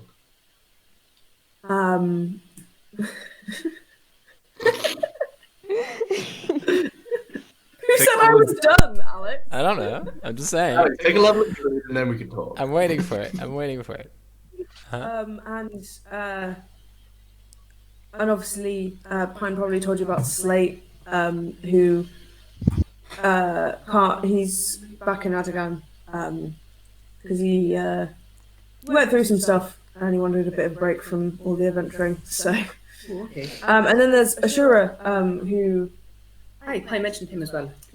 he plays the harp, and so like there's two people that could have been here that would have really got on with you, but unfortunately they can't. Hey. Well, hopefully they'll come back around sometime. I say that actually, and I'll get out the lyre that I got made for her in Adagan, Wow. and I'll give that to her. It's beautiful. Like strums it, and it's a little bit out of tune. Yeah, Put this to good use tonight. I think we're gathering some of the larger takes from some hunts recently. We'll do a bit of a feast tonight. yeah, sounds like it. What's beautiful, mate. Thank you. Now she leans over and gives you a kiss. It's very weird role playing having a wife. How is it role playing having a wife played by your boyfriend? Yes. Yeah, equally very strange. Probably makes it a bit easier, I guess. Yeah. That's true. You don't have to act the affection. Yeah. Well,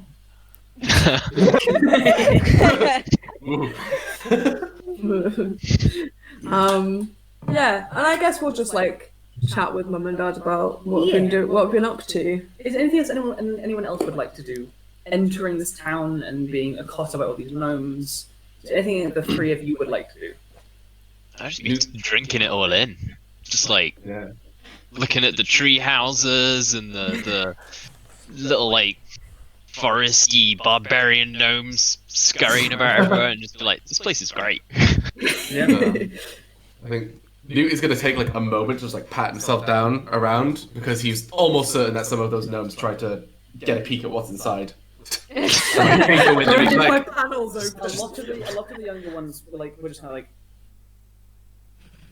just goggling at you. Very curious about a construct person. You get the impression that none of them have seen anything like that before in their lives. I swear, one of them had a tinker kid with them or something. I think I'm all good though. You don't find any orifices looser than you left them. Just see a gnome child running away with one of the wood panels, just like, ah. They're not the little scavengers from Star Wars. They're not going to throw you into a sand crawler and lob you away. Oh dear. I don't know. Not yet, anyway. Alrighty. Is there anything else as a thought that you like to do until evening, where the larger group assembles and food and bonfires and stuff are had? Do we want to head to the temple and see if the cleric can do anything about lycanthropy things? Just to check? I think it's worth checking, at least. Who was it? Cool. It was you, right? And it would be lovely to see your temple to Winnie here. You know how I feel about the Bloodborne, dear. Yeah, I think you'll like it. I don't think it's like any temple you've probably been to before, thinking about it, but... yes. Sarasta's fun, but Sarasta is dull. Don't tell Sarasta I said it, okay? I think spawns. we're gonna head out. If Marigold would like to come with, that's fine. If you're having a discussion about the lycanthropy stuff, then we can discuss what she might be able to do. So. Yeah. I'll say as we're kind of like discussing like going to the temple, talking about the lycanthropy stuff, Marigold kind of take them to think about it. I don't think it's anything I can do. Though I think it's some kind of curse. It's not like a disease or anything. So I think probably up at the workshop, they can probably do something. I think. I hope. I mean, we'll figure it out. Yeah. Gives you a hand to squeeze. I'm gonna go. I need to go tend the bees. Yeah. I think Elder Sweetcomb mentioned you need some honey. Of course he does. Alright. Look, I'll see you back around the fireplace, okay? Yeah. If not that, I'll head to the temple first and see if you're there. Yeah. Alright. Kind of gives you a moi. Moi. And tootles away to go tend her bees. Like a good druid does. Your wife has bees. Hello, bees. She's a Hello, keeper. bees. She's Your a wife keeper. has bees. Oh, She's a shall keeper. we? Markos, no, She David, is. go, get out. Ah, God. Leave. I was gonna say eat shit, but I feel like that's a bit too, too aggressive. But still, do not. She's a keeper. Oh my God. Alright, you're heading over to the workshop. The workshop / temple. Alrighty. Heading back out of this, the Oakheart household, you find your way back right towards the center of town, where you can see massive, like one of the buildings near this fireplace is actually just a massive wood store, a large rain cover, which is now being filled and stocked with a massive pile of wood preparing for the night's bonfires. Surrounding this fireplace are a couple main buildings. There's this wood store. There's a large half-open building full of benches and things, which look to be some kind of just gathering place. One of the few others is this large, like stone foundationed tree, like building spread between 3 trees with a kind of slanted roof that connects between each of them at different points. At one corner, you see a large stone chimney. I think the only stone chimney in this town that you've seen so far. There is steam and smoke billowing from it. And as you enter kind of these large, like, almost like porch, enters into this large kind of cavernous space on the inside. You can feel the heat immediately rise as you enter this building, as to one side, one of the 3 corners of this building, is a large forge.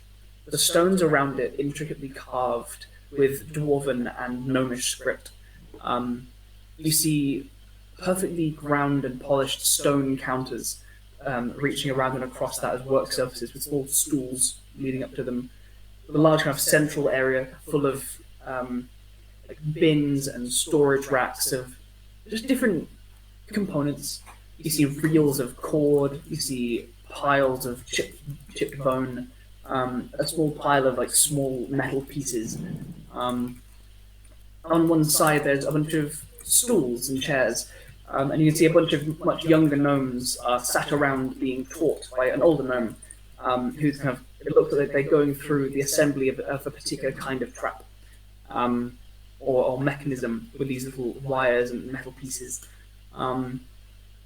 As you will enter, the teacher pauses and turns. Oh, hey then, Maple. Right, you lot, go take a break. No, put it down. Get out. Back in 10, then back when I say so. And the young ones kind of like start leaving and like pause, like just kind of stare at all of you, like kind of wide eyes, like out, and they'll tail off. Maple. And you recognise the kind of. It's odd to see a barrel-chested gnome, but he's a barrel-chested gnome. He's a very kind of rotund, muscular gentleman with like short-cut blonde hair, a small like beard kind of coming out in a small like bead, to kind of like thin bit together. You recognise this as Carrick. I'll put his name in the chat so you know the spelling. He is the like he has some helpers, but he's the guy that runs the forge. Carrick the cleric. Carrick, who happens to be a priest. So what can I what can I do for you? Or are you just showing your friends around?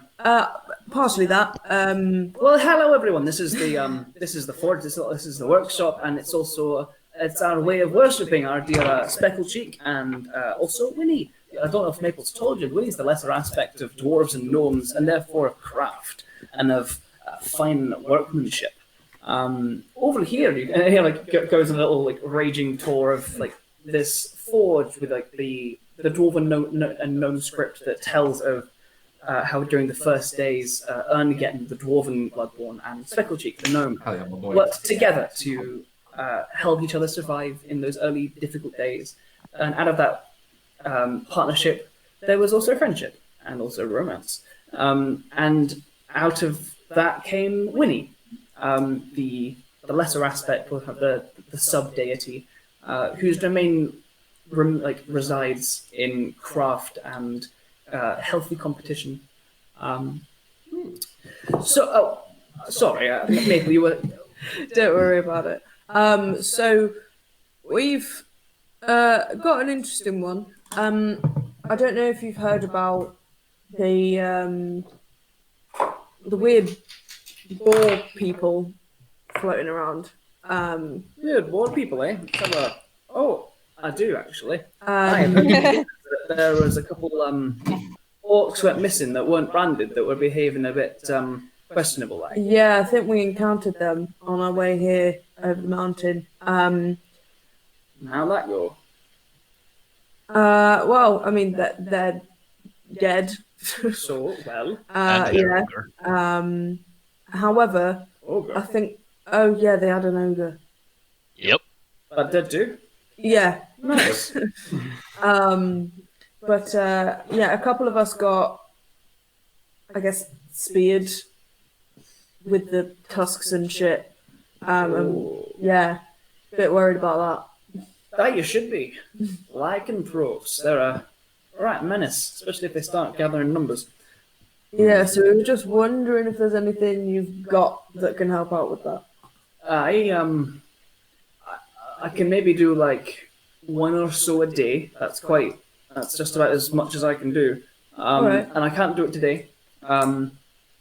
You know, We should be here for us nifty clerics got to prepare our spells into morning. yeah, we should be here for a few days. So who's of you got by it? definitely me. Right. And I was gonna say it's quite an impressive little bit of beard that you got going on.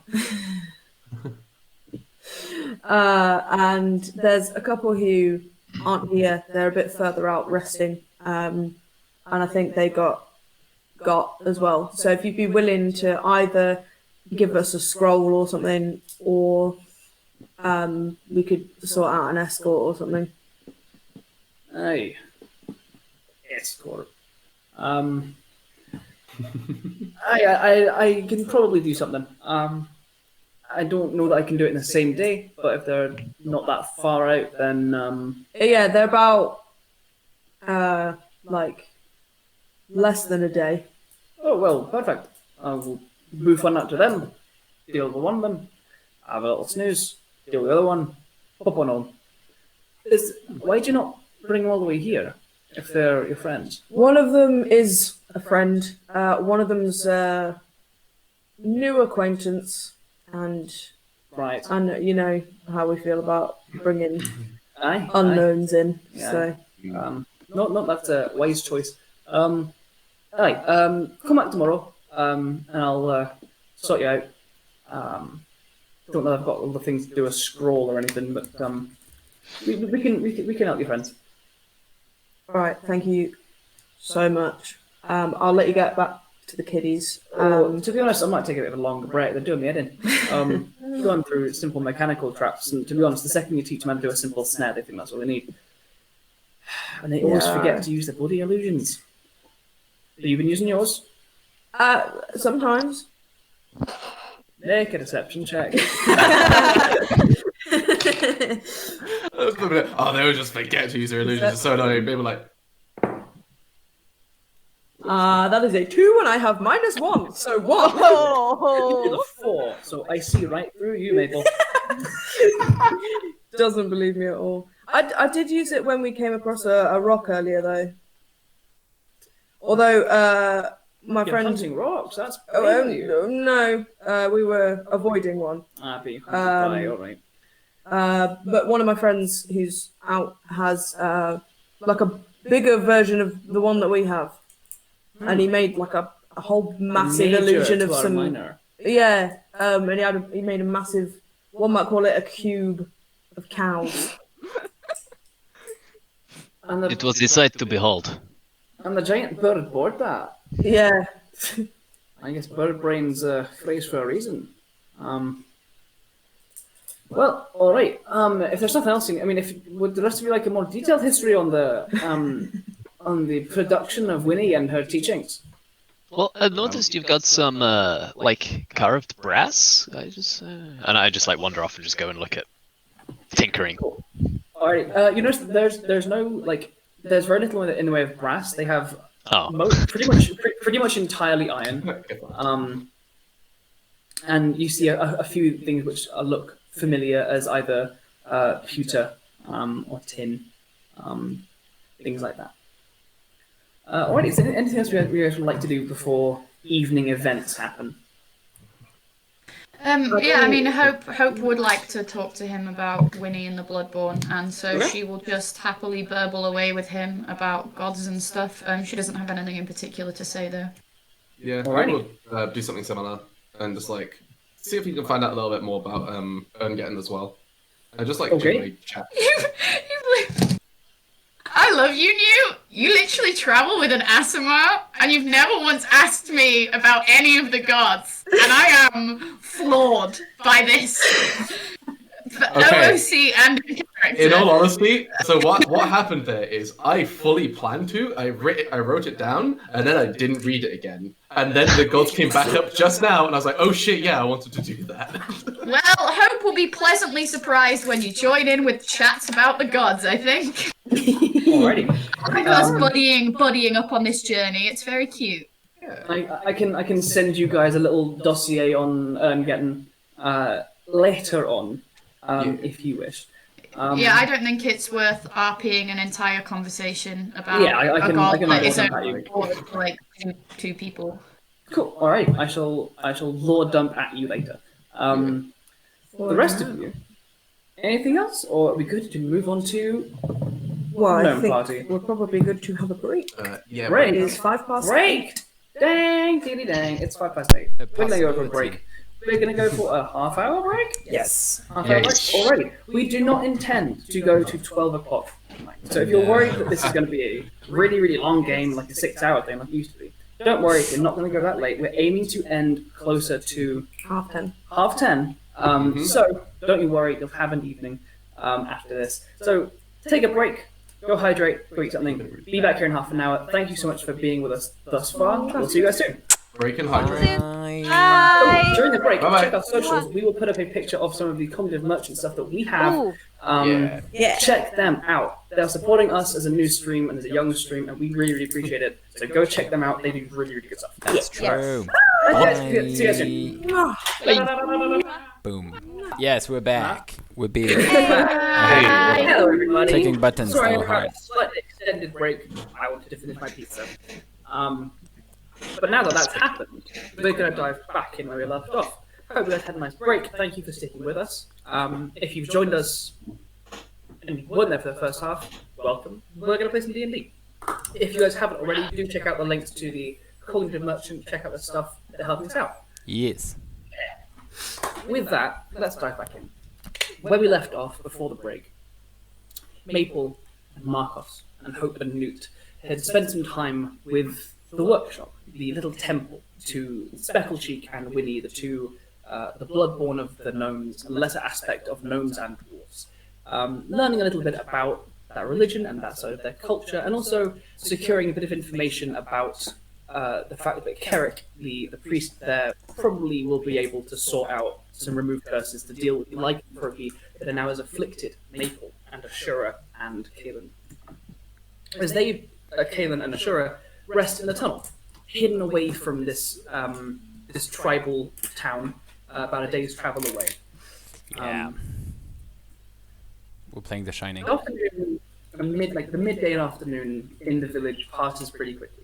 People come in from hunts. You'll get a bit of a view about what pretty daily life is like in this tribe. You see people moving between the little patches of greenery that sprout between the well-worn paths and houses, where wild vegetables grow and small herb gardens hang out of every other window. It is a place of fragrance and of intense wild growth. You hear, now that you spend a little more time there, a lot of small insects like butterflies and bees tending to the various gardens and flowering plants around the place coming into this early side of summer. You're given a good little tour around, and you see the different buildings that make up the landmarks of this tribe. You see the workshop, where you spoke to the priest. You see the distillery, a large tree with staggered pools and branches that are bent in order to form almost like a marble run, where a thick sap is then thinned and pours down into these pools where it is fermented and distilled into the alcoholic beverage you were handed out earlier. A little bit further away, you get a whiff of the tannery and the large racks that hang up large furs and skins with the different catches. You see the smokehouse, a large dugout underneath this building with a thick smoke billowing up among the racks of hanging meat. You see a group of trees with very, very fragrant sap being tapped off and dried in little bundles of incense sticks. You're shown around the beehives, outside and behind Marigold's house and Maple's house. A large selection of beehives and a small herb garden, which is... Occasionally you see Marigold whispering to bees that seem to offer no threat of stinging any of you or her. As you're building up, you see the preparations for a large party and a feast. Large hunks of meat and full boars and wolves and other large creatures are being brought and hung up outside of the wood house next to the bonfire, ready to be cooked alongside it. Large casks of ale and other drinks being brought out and have prepared alongside.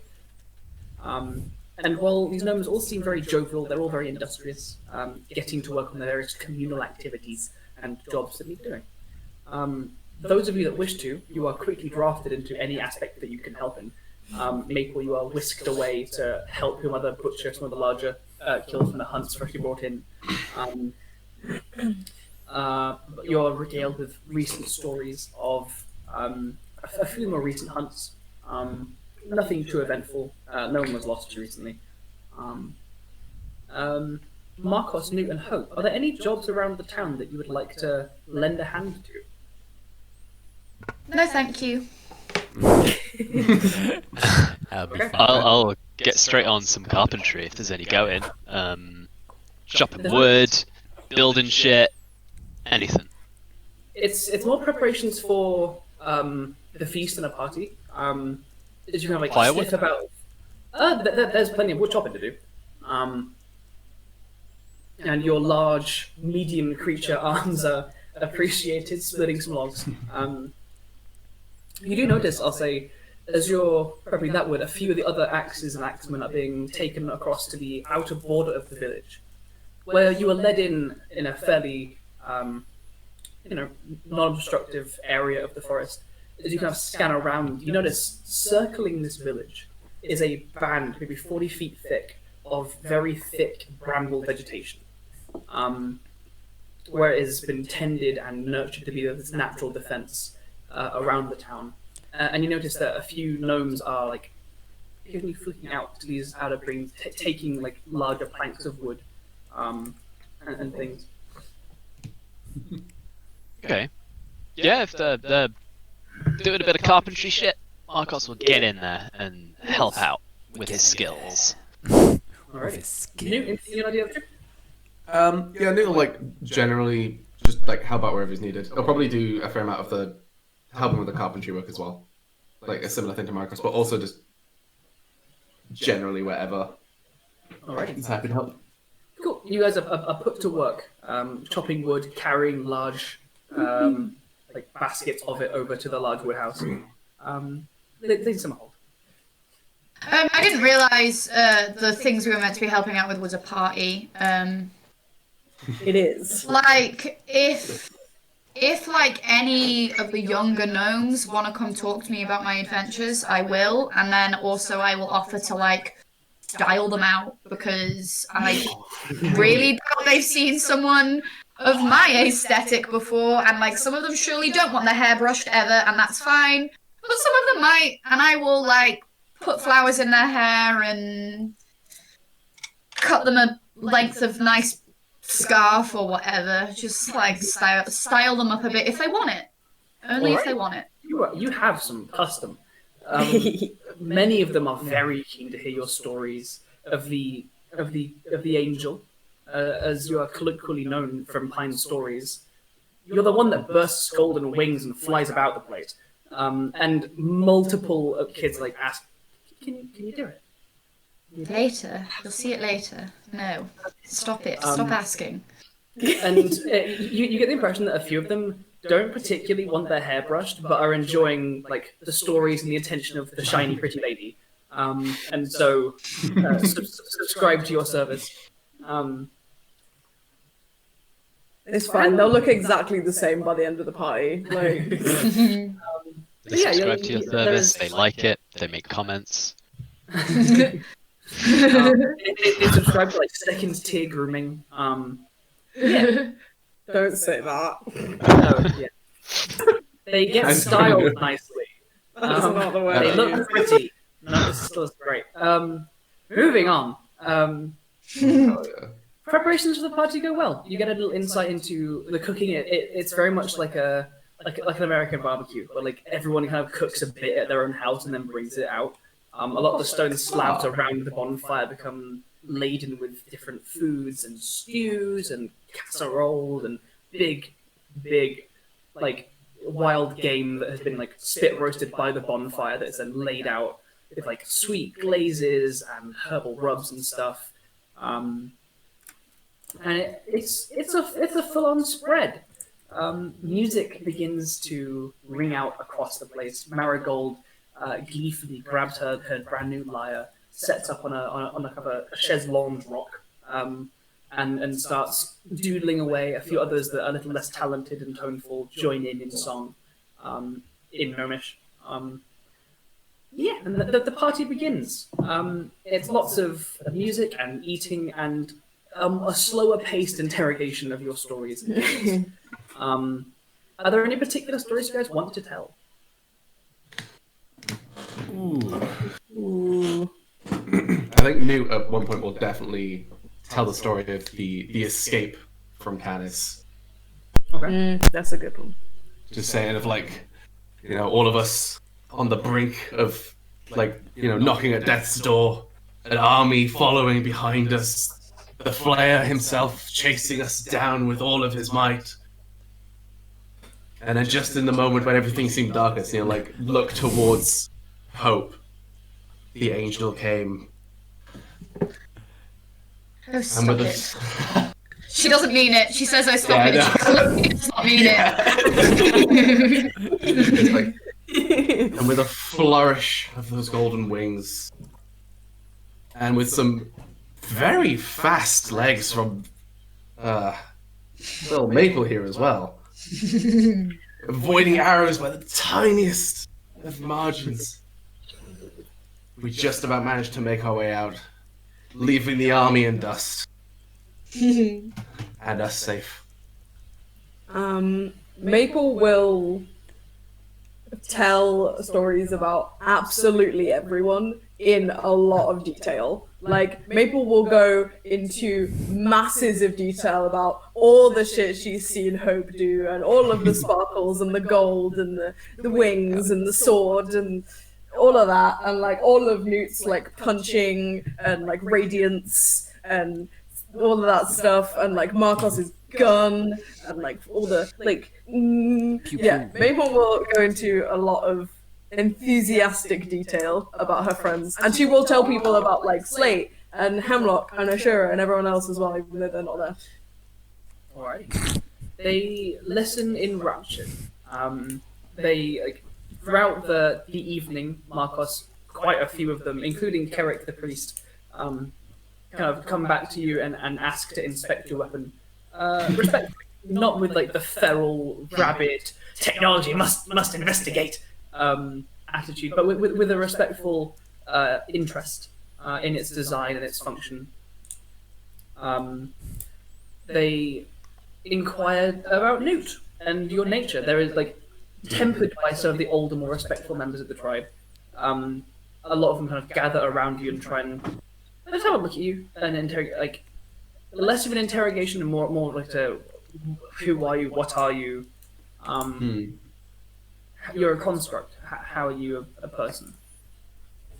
Yeah, Nick will like tell them most of what he knows. And be like, he'll frame it more, he's gonna leave out a lot of like the big oof von bad, because that shit's like kind of dark and ugh. And it's mostly gonna go for more of the like, give it a second chance at life kind of angle. Alrighty. Maple, you hear a familiar bell ring off. Not a physical bell, minor illusion bell. This is the bell of the Bramble race. Oh, the second you hear it, a load of the other gnomes like perk up their ears.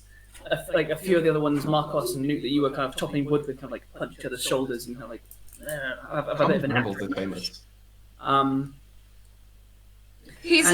He's a racer who's won the race 3 times. Right? So, like, of course there's a race named after him, guys. Multiverse theory. Bramble from a completely different campaign exists in Andrew's world. Campaign. They'll watch it on TV. The gnomes start kind of moving towards the edge of the village, near where you guys entered, gesturing for the rest of you guys to follow. Marigold starts like heading over, playing as she goes. She appears to be both playing the lyre and while playing it seems to be casting some kind of minor illusion to create like drums alongside. So as she kind of walks as like almost one woman band, she is causing song around her wherever she goes. But yeah, you guys are led to this kind of clearing that meets at the center of like the top of this circle around this village of thick brambles, and you see the rest of the gnomes begin lining up. Herrick, the priest, kind of stands out towards you guys. Understood that most of you probably won't know what's about to happen. This is the Bramble Race. Something we do at celebrations and feasts and things. So you get the first cut on the latest kill. Run around the village. You must stay within the Bramble Rim. That's pretty much the rules. Don't hurt anyone else. That's just spiteful and rude. But They are brambles, so you'll probably get a bit cut up. All right, everyone ready?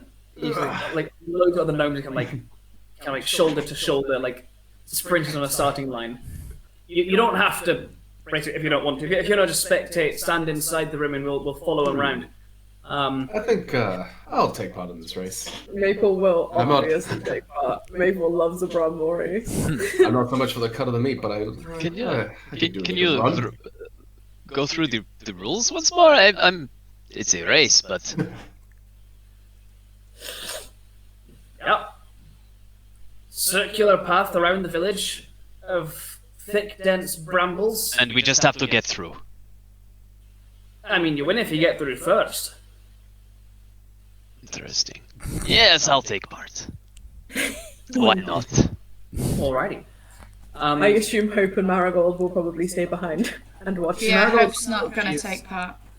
Alright. Marigold looks like she's going for a spectator's inner circle. She kind of hops astride Willow, and kind of like keeps playing, trying to kind of like trot alongside. The character kind of like lines up along with the rest of them, kind of like looks side to side, make sure no one's cheating. All right. One question. Yes. I'm guessing no magic, right? No one said that. Interesting. Okay. All right. On your marks. And like everyone's like busting up. It's it. Wait, and then I'm gonna quickly cast Dragon's Breath on you, Markos. So that if you Holy need shit. it, and I will cast you a Fire Dragon's Breath, so you get like kind of golden scaling, kind of tickling. Like it's ethereal. It's not really there, but yeah, a little golden scaling around your throat. Yeah, looks good on me. Alrighty. And I got an 18 on the wild magic, so it's fine, everyone. Okay. Thank God. Go! Thank God. And immediately there is a scrambling as gnomes sprint into and like I love this. it is difficult going. There are low tree branches that curl at roughly like chest height for most of you guys. Brambles up to your chests of thick, dense, curled thorns. There are small like rabbit-sized pathways that curl underneath it. Some of the gnomes go for an intense army crawl through the bottom ones. Some go for trying to light foot their way across the tops of it. Some go for climbing through the branches. How are you guys attempting to break into the brambles? Are we in any sort of initiative order for this, or is it just sort of... It's kind of the three of you and everyone else. Yeah. So Yeah. Okay. make a choice now, and it's kind of a rough rolling thing. I think Maple will try and be climbing over the tops. Okay. Make a. Hold on. Let me get everything up.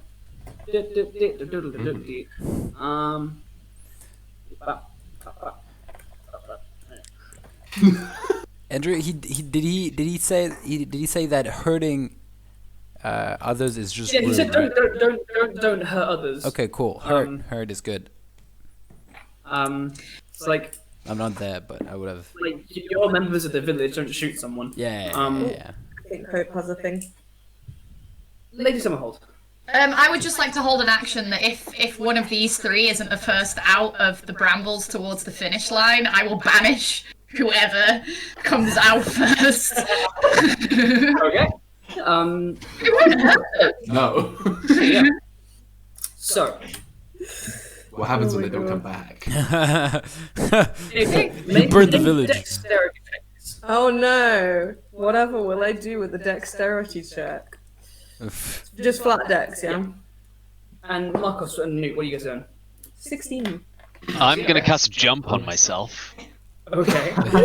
and I'm gonna try and, with my tripled jump distance, which I think includes jump height as well, I'm gonna try and, like, monk shit this. No offense, Newt. But like jump off of the tops of like thicker knots of the brambles, maybe swing from branches. Make an Does acrobatics Lamstrider give me any assistance here? That I can't be affected by difficult terrain whilst in my favoured terrain? Or in your favorite terrain, and this is difficult terrain, so yes. Shit. Excellent. You are especially skilled at dodging the thicker sections of bramble and seeing where there is a knot of a tree that is healthy versus one that will break under your weight. Make an acrobatics check, please. Cool. I mean, it's jumping, so that'd be athletics, right? I was going more for you saying you're swinging around off of things and curling across the boughs and jumping. Okay. Yeah, no, that works as well. That works. I'll do that. Either's fine. Okay, so my jump, if I get a run up, I can jump 12 feet straight up. Okay. If that's a help. Shit. Yeah. So acrobatics. That is a 15. Oh, you begin heading up. Newt, what are you doing? Newt's gonna be doing something like trying to stay quite high and just like bouncing, finding any purchases that he can using his like sort of. It's his pretty like well trained like movement as far as like general movement goes, and it's just gonna. Okay. Generally try and stay quite high and just go above most shit. And any time, if it seems like there's an object in his way, he's gonna try and just like fucking send out a blast of radiance, just like blast a branch out the way kind of thing. Make an acrobatics check for me. Hell yeah, I can do that. Yeah, that is an 18. Alrighty, you guys take off of the starting line, all of you choosing to go up above these sets of winding, curling brambles. And all of you doing a pretty good job. There are some gnomes ahead of you, there are plenty behind you. Some of whom go through these bottom passages, crawling and sprinting as they go forward. You get across like the first quarter of it. And as you're going, it begins to, as you're going across the high bits, you begin to see planks of wood have been strapped between gaps in the boughs, lowering like the ceiling of this area as you're going and making it a little bit harder. I need all of you to make a strength saving throw as you are powering through and then seeing this thing to push yourselves off of it and get around nice and quick. Andrew, are you saying the gnomes literally Hell yeah. toll-proofed the area Yes. against tall people? Toll-proofed. Toll-proof. Doily 20. Racist. So you 20. Already 20. None of these are magical plants. Was it a save? Yes. Ah, okay.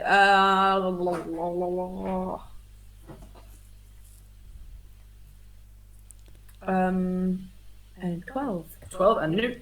That was 20 and Markos. 23 strength save. 3. Newt and Markos, you push yourself off of it. Maple, not expecting to see these bits of strapped wood kind of at your now head height as you're bouncing across the top. You take 8 points of bludgeoning damage as you headbutt it and fall back onto the brambles. Can I half up with uncanny dodge? You headbutt a plank uncannily quickly. But you take off on your journey. The brambles now are becoming taller and taller. It appears like these bushes themselves are just older and thicker and bigger. Are you guys changing how you guys are moving across this terrain? Moving through the branches, above the brambles, or maybe below? I think I'm going to go down below. Okay. Newt? I'm gonna say, I'm staying a bit lower now.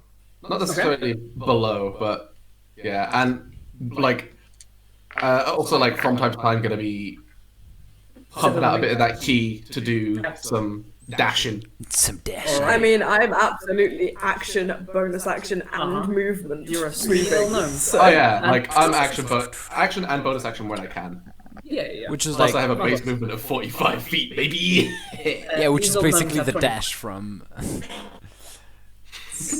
Markos.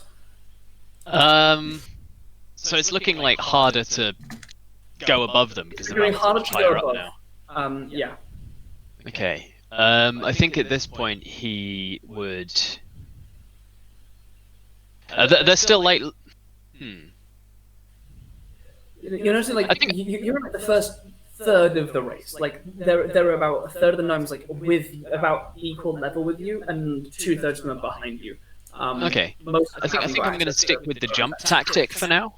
Okay, cool. And just still trying to stay mostly on top, but maybe instead of it being more of a swinging from the branches, I'm going to try and be perched on top of the brambles and just kind of like diving, and like if I land down in the brambles, just like pulling myself up, kind of like dolphining my way through the brambles with jump. Go for. It's not quite been a minute. If you. Yeah, it lasts a minute. So. Newt and Athletics. Maple. Athletics, please. Absolutely, I can do athletics. Alrighty, I can do athletics. Yeah. I can't do athletics. It's an 8. So I rolled a 19, and I have plus 12. Oh shit! Jesus fuck! Jesus. Well, I got 12. That's gonna be a 31. Ow! You got Fuck off! And this is like. Literally, what the fuck? 31. The brambles here like have these small, like winding, weaving tunnels full of gnomes, but it is like just below your head height. So you tuck down to a tight sprint and just shove, shove, and powering through the underbrush. Nick, what did you get? Come to 8. Oh no! Roll a 3. So sad. As you dip a little bit lower, trying to move, you find you hook a foot every now and again on a hook of bramble that like sticks into your little wooden foot. Take 2 points of piercing damage. Markos, you got a 12, is that right?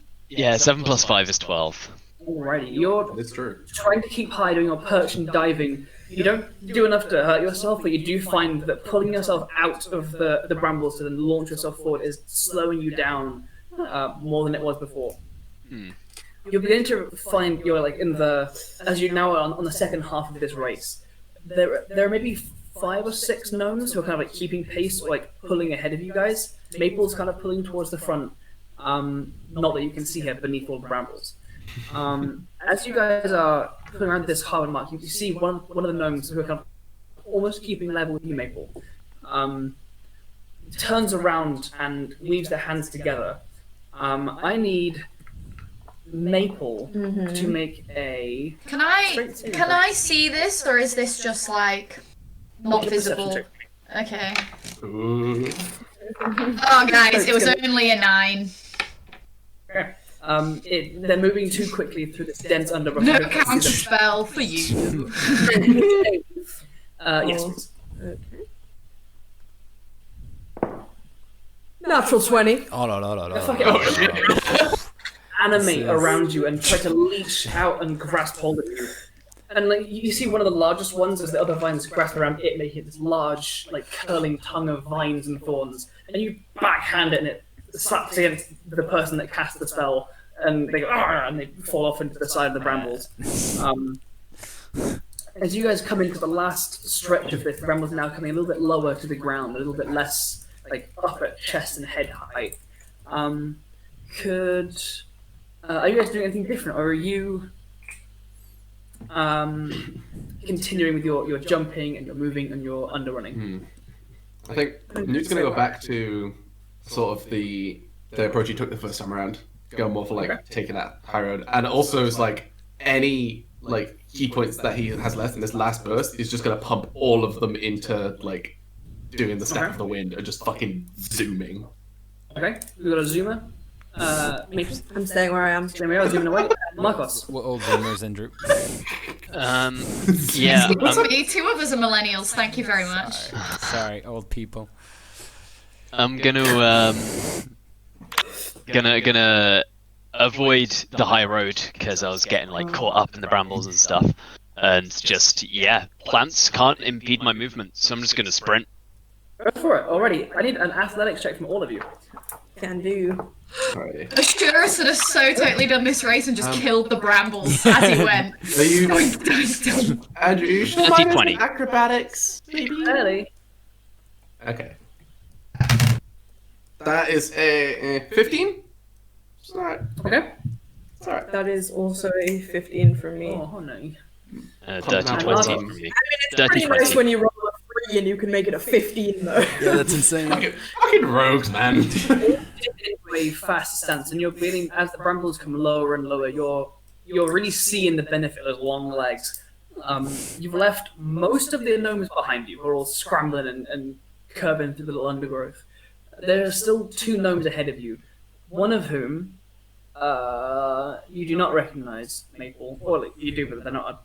They're a nameless character. Yes. NPC. NPC 1. Just background, you know. You notice the other one is Laurel. Oh, shit. Your long-haired ranger brother is keeping pace with all of you guys and is like throwing glances back towards you beneath his like hood, which is a little bit edgy, to be honest. Yeah, he's not an edgy necessary, ranger, guys. but it's his brand, so he's sticking with it. Yeah, of course In he this is. last stretch of the bramble race, is there anything you guys are doing, or are you straight sprinting? You go first, Jordan. I was gonna say, does it look like there's a clear path in front of me? As in, there's no one else directly forwards. What are you doing? Within 120 feet, I think. So scared of what you're gonna Make a do. perception check. What's the plan here, boy? Perception was only a 12. 12 looks pretty clear.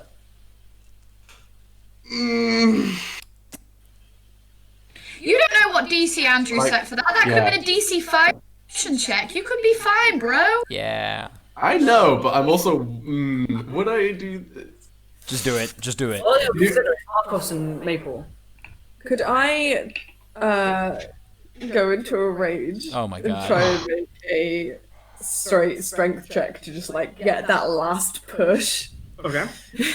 What are I you? think that gives you. Bring your way through the brambles, like. Yeah. I was gonna say strength Yeah, checks I'm on the ready. ground. Is jump still up? Yeah, it's not a big village. Like you can run around it in a minute. Yeah. So Dragon Breath is also still up if you want to use it. Yeah, it is. I was thinking about that. How does Dragon Breath work, Prue? So basically, as an action, you open your mouth and cast in a fucking. How big's the cone? I think it's 15 foot. Yeah. Usually it is. Yeah, in a Okay. 15-foot cone, you breathe fire from your mouth. Everything in that cone must make a dex save, and if it fails, it takes 3d6 fire damage. Okay. So you'll get if you get people in it, that's not very nice. But if you get brambles in it, Yeah, pretty that's what I'm cool. thinking. So, the brambles themselves, do they look like if they caught light, the whole place would just go up? I mean, we're in a forest in mountains, so I'm guessing it's sort of wet. You're nearly the middle of summer in a Ooh. mixed forest in the middle of a basin. A temperate forest. A temperate. Yeah.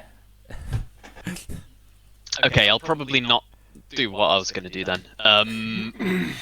I think Probably not I'm- try and set the brambles on fire. I'm gonna maybe just power on forwards, and if leveraging jump just to like clear the brambles at the last minute and just kind of like power dive out of them. Alrighty. Maybe do a cool flip. Dolphin. Maybe do a good. Okay. Okay. Newt. Yeah, so Newt, like, for a moment, like, reaches back to the javelin of lightning, and then is like, wait, no, that's a bad idea. And he's just gonna, like, just try as hard as he can to run forward. My plan was, basically, just fucking yeet it forward 120 feet and try and just clear a path for myself. Okay. But I feel like that might come I need back. an athletics check from all of you to see if you can clear these last two gnomes and each other. Advantage. You can see Come on. Willow kind of cantering alongside. Willow playing the lyre. Fucking. That is gonna be a 30 athletics. Oh my from God god. fucking damn it. Fuck. You pushed the You got a world. nat 20, but it's a 25, so it's I still can't- less Is that than a you. 4? Is that a 4? That's a nat 1, right? I can't see that. Yeah, that's a nat 1. Yeah, shit. Oh no, it's a 1. So sad. Newt. I got a nat 20, so it's a 25, and it's still less than Maple. Fuck. You all go full out, sprinting through. At this point, the brambles not really slowing any of you down as you find the channels through which they are the least dense, or finding stumps of trees or broken branches for you to kick off of and move forward. Markos, you find a branch that is like perfectly leading out of the brambles. It'll be your final jump to victory. You jump up towards it, place your feet on it, and kick out with all of your force, and there is an audible crack. And all the momentum that would have pushed you forward just kicks this tree backwards. You hear, "Ow!" and you face plant into the brambles. That one was a rotten branch. You power into a sprint as you focus your now still radiant energy inside you. Your key going into your feet. Going, It's like if Markos was at all like in front of me, he takes a very light step on his back as like an extra step when he's fallen over. Maple, you in full rage. I have raged and grown my claws, and I'm just like clawing through the brambles. Claw the hands out, you tear through the brambles, pushing forward to the finish line. You see the finish line. You see Carrick standing there, like kind of like slightly aghast at what you've become. This like orange plume streaks towards him. You glance backwards and you see Laurel like going as hard as he can. He's lagging 10 feet behind you, 20 feet behind you, and then he vanishes. Oh, fucker! And then he's 10 feet in front of you. And he misty steps in front of you. Just as he's approaching the finish line, as he's glancing around with a happy expression, he's going to make a Christmas saving throw.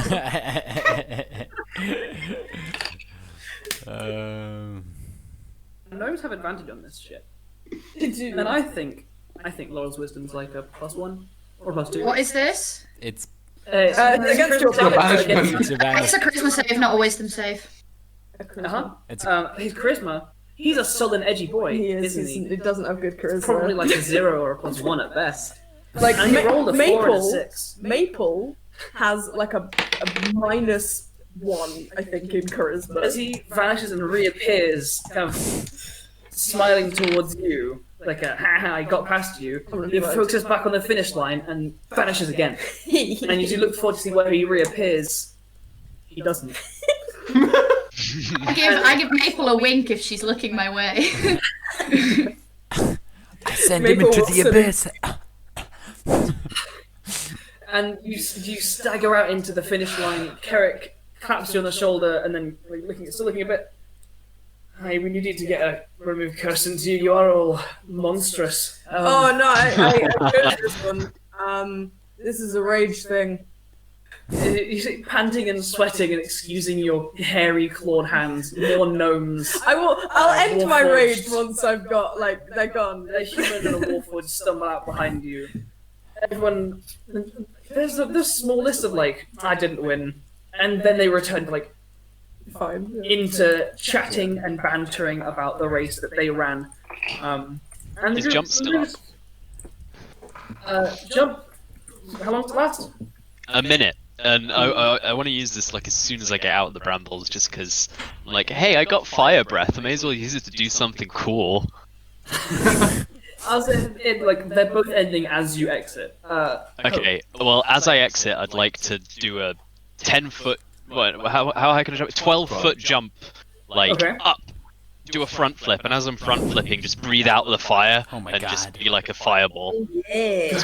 Make an acrobatics check. Yeah. I am the fireball. No need of wizards. I am the fireball. 15.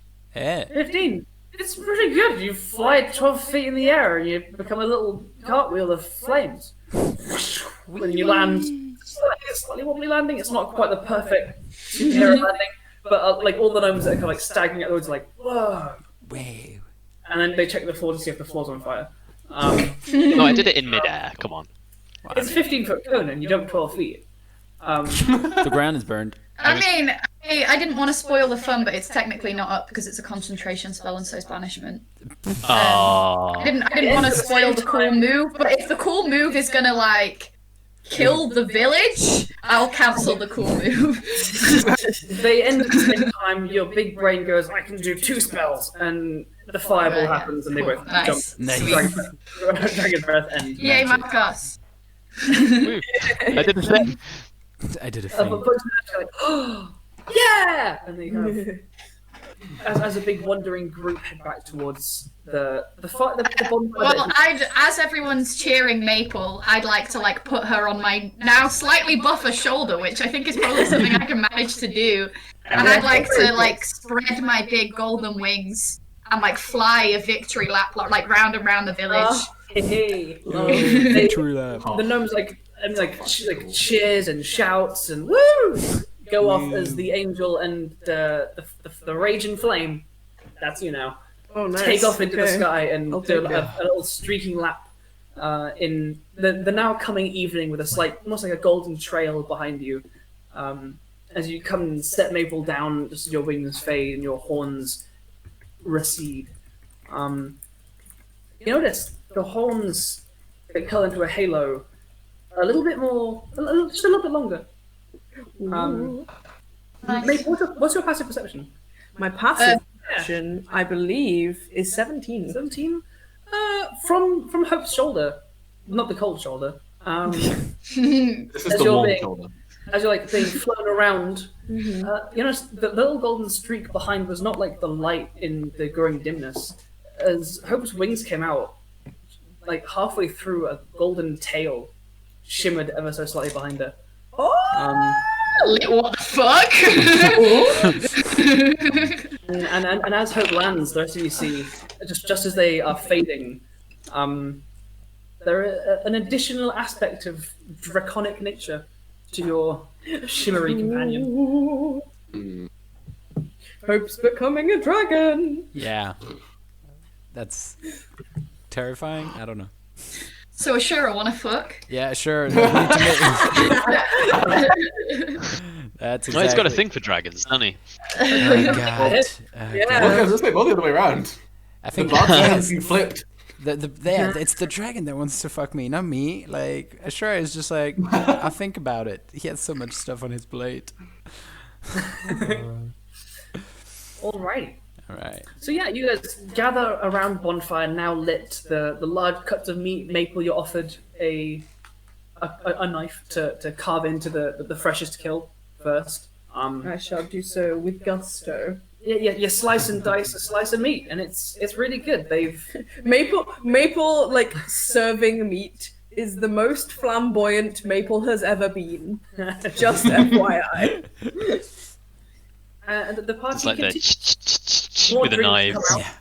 It appears people wanted to serve the majority of the alcohol after the race through the thorny forest. Fair, yes. That's And they didn't logical. want to do it on the full stomach. So the food and the alcohol comes out now. Is there anything else we'd like to do during this part of the evening? As food is brought, drinks are brought, songs are being sung. I think if we're handed drinks after the race, Markos should like take his mug, get the other people, and be like, "Good race, lovely village, to Maple, the raging flame." Although I was the one. Maple. Marigold begins like kind of workshopping a new song. Which is like, "Oh, Maple, the raging flame," blah, blah, blah, blah. And then like stops. Wait, no, it's not. And like starts like working on something. With very, very ripe fruits. Yeah. At some point during the evening, as the fires are beginning to dim and are being restocked, Shit. Elder Sweetcomb, the elderly gnome, comes and sits next to you, Maple. Yeah. Had you won the Bramble race? Good job. Yes, I've missed those. Yes, we've missed you. Look, you wanted to talk to me earlier. What about? Well, I wanted to talk to you largely about, like, obviously you might, I assume you know that, like, stuff on the bow changes as Yes. stuff happens. And, like, I've been making assumptions about what that means. I don't know if you knew anything more accurate on, like, whether that's, like, the future, potentially, or... In a manner of speaking, yes. Mella was never quite the same after she got the bow. But she gained the moniker Farseer. I'm sure it's, as you take on different nicknames, you become better known. It kind of happens. But she was the one-eyed Farseer. Maya Mella. The bow, as you know, the bow was a gift from a fey creature many years ago. Emella was always interested in divination and omens and things. She learned of a fae that specialized in such things, that had mysterious knowledge of things to come. And Emella wanted to protect the tribe. She wanted to be able to see what dangers might lurk around Caelan's corner, so that we might be best prepared. She visited this entity, and they had to travel to 3 corners of the Silvern Sea and gather an eye from a hag in each place that she found. It was to bring each of these eyes to this fey, archfey, and when she did, the fey asked for one more thing, one of Emella's own green eyes, and she did. I wasn't with her at the time. She said it was a task she must undertake alone, and I trusted her. But she was bequeathed the bow as a means of foreseeing danger and allaying it. I never met the fey creature or understood really what changed in her, but I do know that she called this creature that gave her the bow the Opal Oracle. Fuck. I'm sorry, what? You fucking what, Andrew? Partner? No, I think it was Oracle. Yeah, no, I think it was. I've heard of her. Oh, well, you shouldn't need to lose an eye to get the bow then. Fuck. Though, for someone with one eye, Emella could shoot pretty fucking well.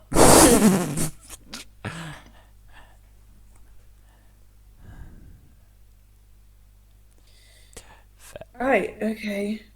That helps. Thanks. Oh. As far as reading its signs go, Emella seemed to have some kind of... I don't know, she would read it like we read Gnomish, but it always seemed like swirling... Some of it made sense, though. Yeah, it just looks like pictures to me. Yes. I think she saw more in it than that, and I don't know how. I might have an idea. Like I said, I have no need of it. I don't go out hunting. It'd be a waste on me. But thank you. You left a long time ago, and my pine went missing, and I was very worried that I'd sent you on an errand that had resulted in nothing more than the loss of more of our family. But he returned with a arm. Yeah, he got a bit mixed up in some stuff on the way. Yes. Poor boy's a little confused. He's been mentioning talk of leaving once you arrived. Many years in life, many years to do both good and less good. And with as many years as we're blessed with, more perspectives and experience to learn from are not necessarily a bad thing. I need to go and rub strawberry jam on my ankle, so thank Marigold for the honey for me. Yeah. He kind of gets up and hobbles away.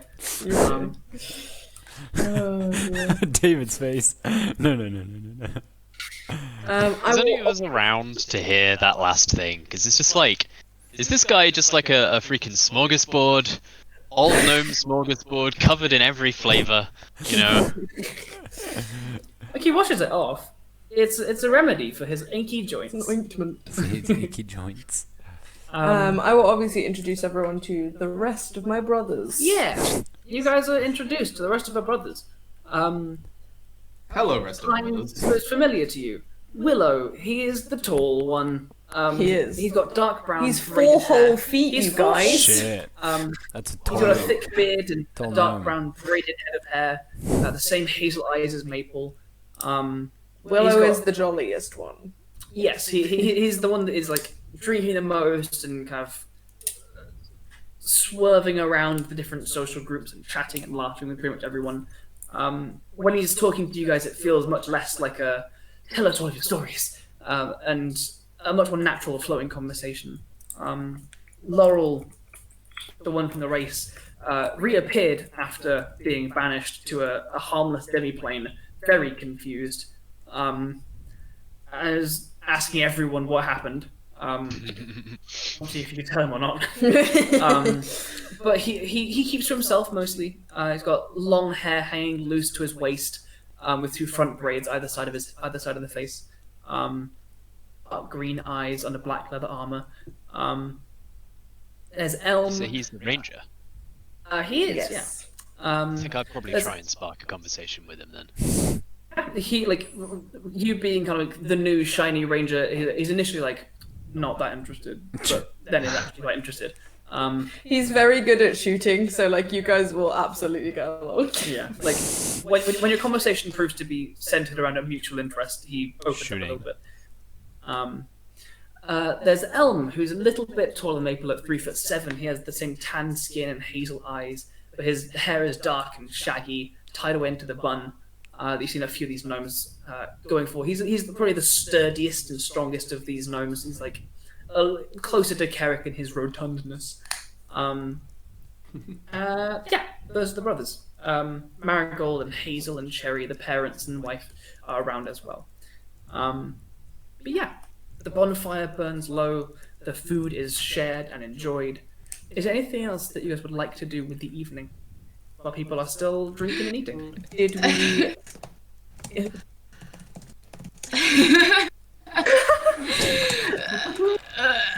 And if you want. Players conferred on verbally. The chat doesn't know what's happening, and we're like, ooh. I know. Maple wouldn't mind. Okay. Maple wouldn't mind.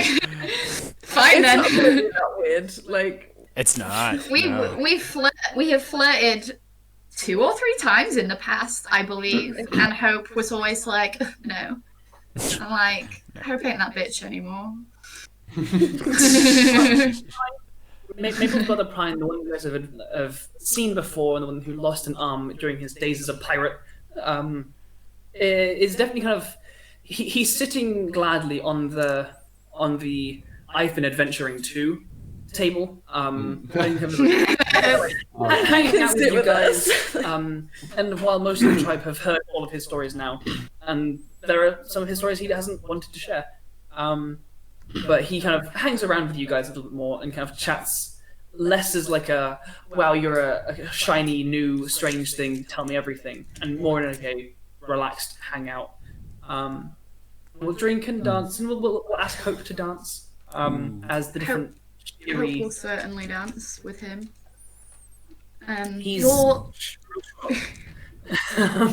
You're looking fantastic, Klein, may I just say. Thanks. Whatever you've been doing, it suits you well. Yeah, being home was good for me. Kind of like pushes back his like tousled, kind of dirty brown hair. Dirty in colour, not nature. He's removed the wooden arm. It's not very good for dancing with, and left that on the side. But is like holding one of your hands and kind of like looking up to you and kind of dancing away, having a good time. You as well. That was. I don't think I ever saw you guys fight. But those wings are incredible. I can see a lot of the younger choice folk trying to style themselves after you after this. Well, you know, I leave an impression wherever I go, I suppose. Wink. Oh. Ooh. I find it very hard to roleplay him sometimes because Prudence is not like this, and Hope is.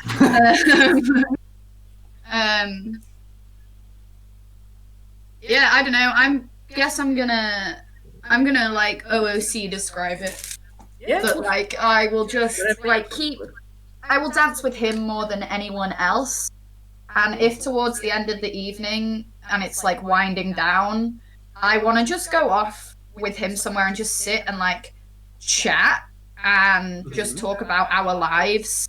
And then, like, sometimes at parties that means you end up snogging, sometimes it means you end up going to bed alone, like, whatever happens.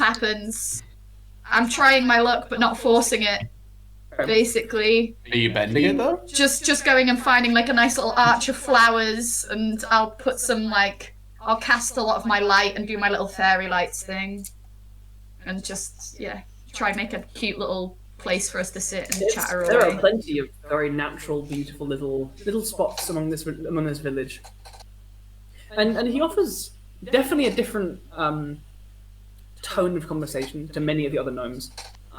Having been out and been adventuring, one at all, not most gnomes haven't, but also for one who has been adventuring, been captured, indentured into servitude, freed, but quite liked it where he'd ended up. He's a little boy with some complex thoughts and offers some interesting conversation, both in that and with that perspective on other things.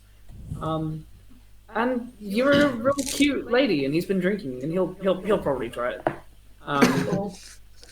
Low yeah, is the answer. Hell yeah. He's a pretty cute boy. It's not a try, it's a succeed. I'm happy with it. Charisma check. Charisma check. Next Charisma check, one. DC 1.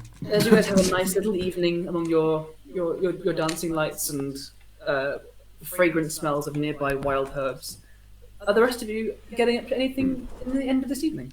Did we want to do a carouse? What does that mean? Markos is drunk and boisterous, and he's like challenging people to like, I bet. No, he doesn't talk like that. Excuse me. Markos Astreva. I bet if I fire an arrow, I can hit that leaf up there, blindfolded. I love him pointing up to the tree and going, that leaf! Yeah. He's sure to win. He's sure to win. That's how you make a bet. Like you find yourself falling in amongst the most of the gnomes. Like most gnomes here are hunters, and a lot of them very skilled, and they will take you up on that challenge 100%. And they hold their own. Like you win some, you lose some, but you are among near equals when it comes to archery skill. A few of them absolutely want to try the rifle. I don't let them. I'll let them hold it and look at it, but I won't let them fire it. Okay. I know what happens if people don't. Like, okay, these are the well-made but fairly primitive sort of firearms. I'm not letting them blow their fingers off. Yeah, like there's that. It's also a rifle for a medium creature, and they're like 3 foot tall. Yes. they would go for a while. Yeah, nice. But like in terms of carousing, it is a small enough village with few enough people that it's unlikely that like you have a wife.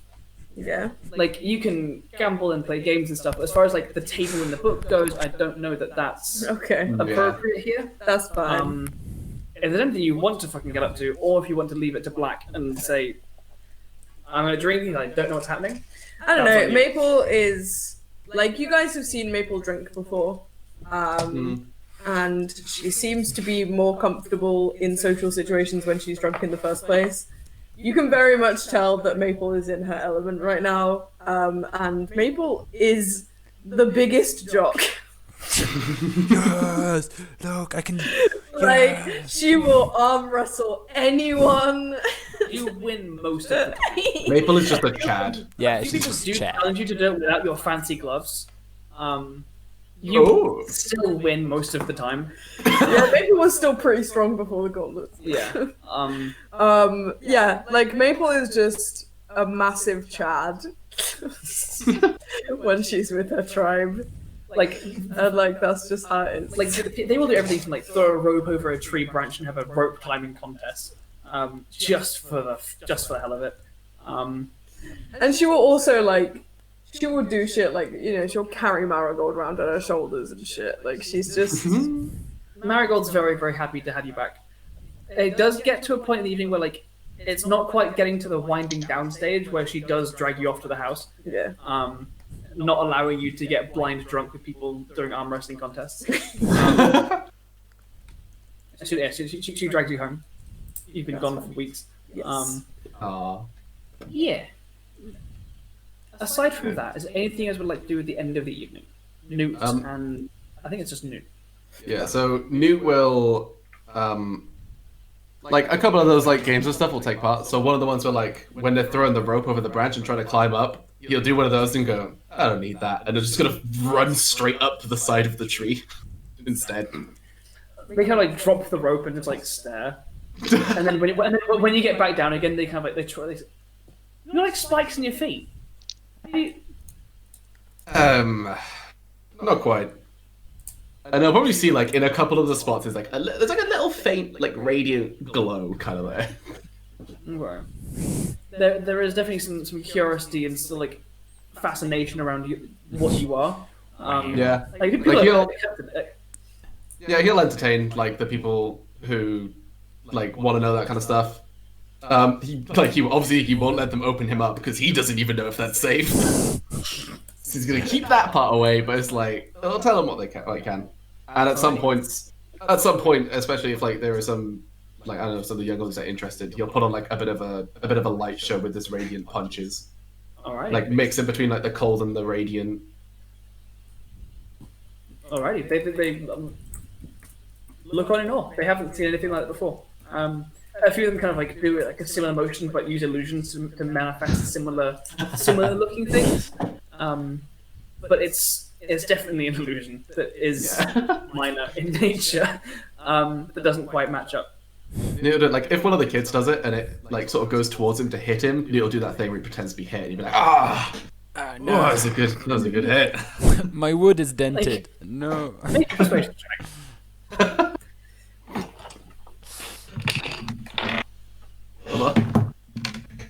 That's like an 8. Like you do that, and the younger looking gnome like stops. Like, 80, dude. You don't have to. I know it's an illusion. Takes it back. All right, fair enough. I I wasn't sure how drunk you'd gotten yet. They laugh and keep drinking. Yeah. And with that, the fires begin to burn lower, and people stop replenishing them. Some people end up going to their houses, some finding a cozy spot underneath a tree. But you all eventually find yourselves to a rest. And no one has to keep watch. That's No, insane. Oh my god. Someone else is keeping watch. for us. Markos, and you just still do it just for the fucking. No, I'm. I still can't sleep. I have nothing to do. I'll take what?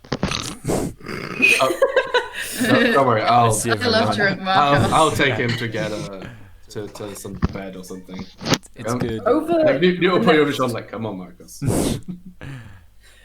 So, rather than going through like day by day at a time, over the next couple of days while you guys are in the Nemus Tribe village, we will kind of. I will pose the question to you like, what would you guys like to do in the next 4 days? Yeah, I'm personally happy to like fast forward that it's like a very nice set of days and you manage to either do or not do this task. Like I'm very happy with that as a player. I'm happy to do that too. Yeah, same here. While you guys are going to rest, before we get to that, Ashura and Caelen. Yay! Because we love our little, just the two of us playing The Shining here. Scared. Let me put my ominous Spotify playlist on now. We love it. You know, this is it. This is it. In a good D&D game, we move from full party, enjoying our life, and to just full on horror story and I'll change from halfling camp to something much more terrifying. yeah. I actively feel a bit sick. I'm excited. Let's do it. To be fair, Let's do it. I'm scared of sleeping. Just don't do it. Yeah. It's easy. Over the next days, for it's not chatting to you constantly. Mostly, she's there quietly. It looks like she's either writing in a journal, sharpening a blade. tending to some armor, just like everyday things that you remember her doing. Yeah. Sometimes she ponders aloud. Same things that she mentioned of how much do we actually know about what happened. And occasionally you find yourself muttering responses. Ashura, some of these kind of allude and Every kind of ping to you like a familiar thought from your dreams.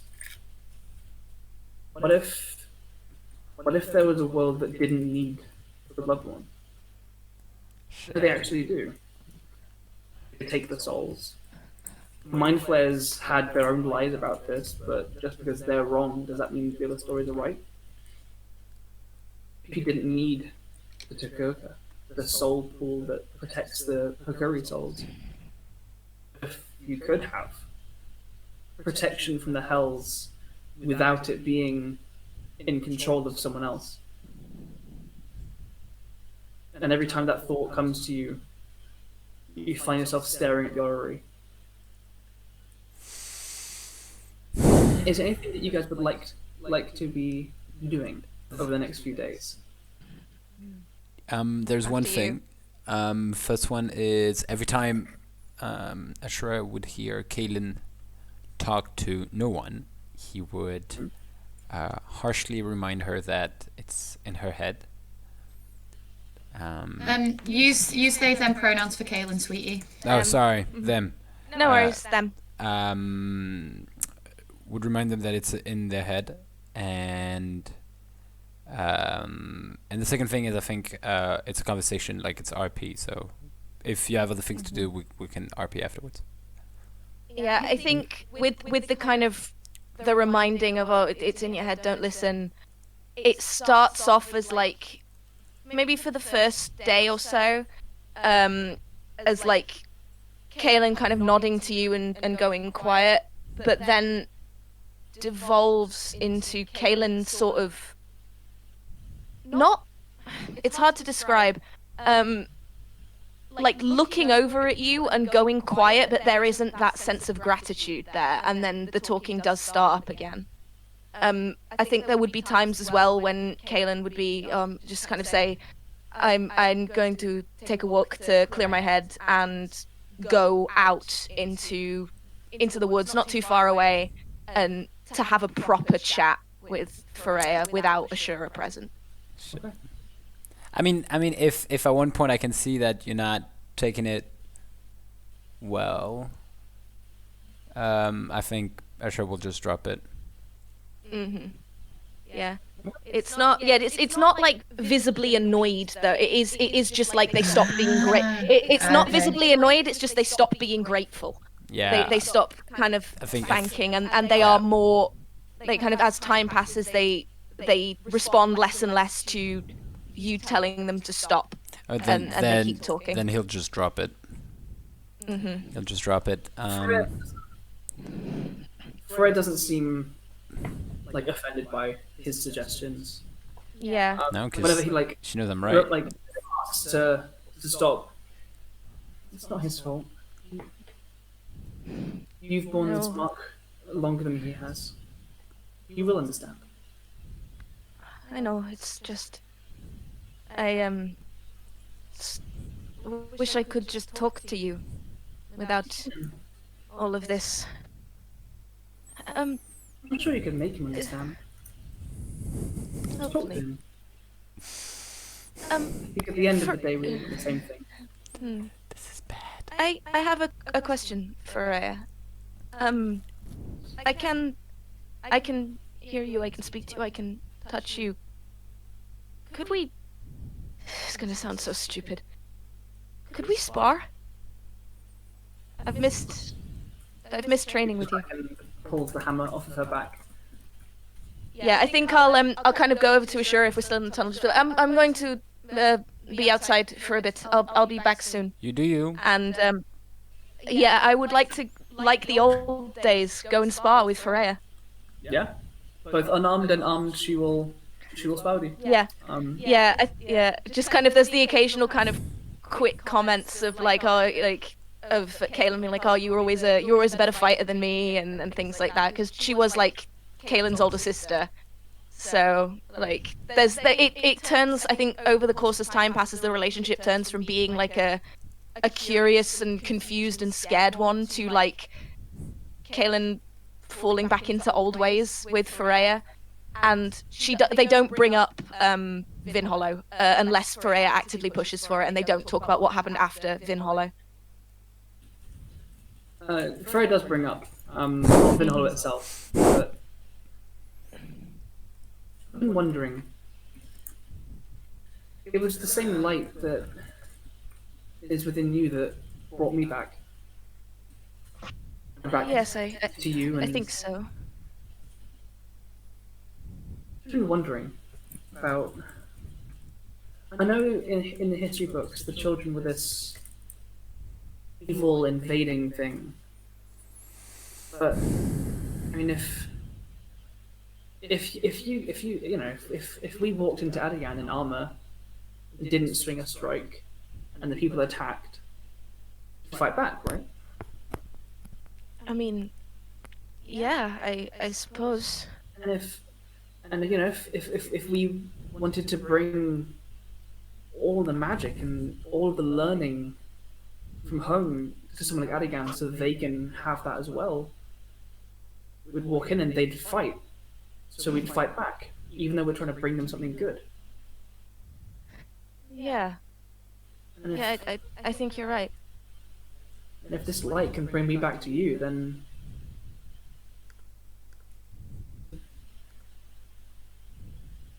I don't know.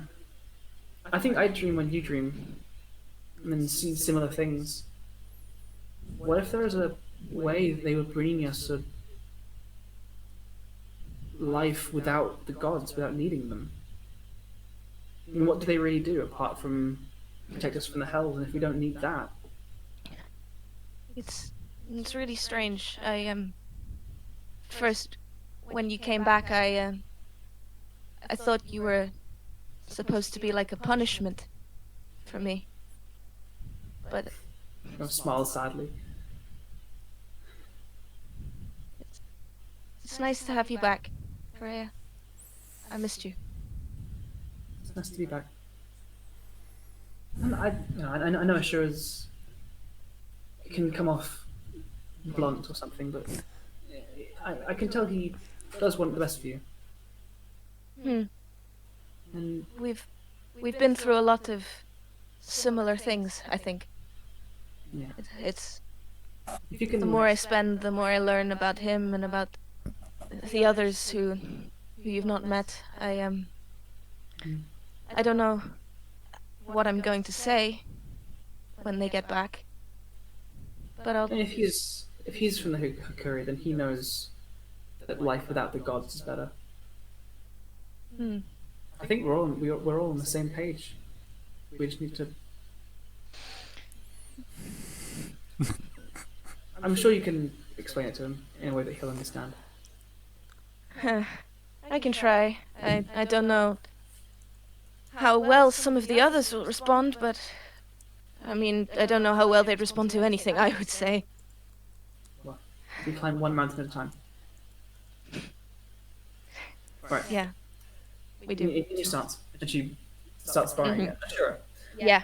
At one point during the night, I think we have a lot of nights, I guess, during the week. I think Ashura will just ask them, so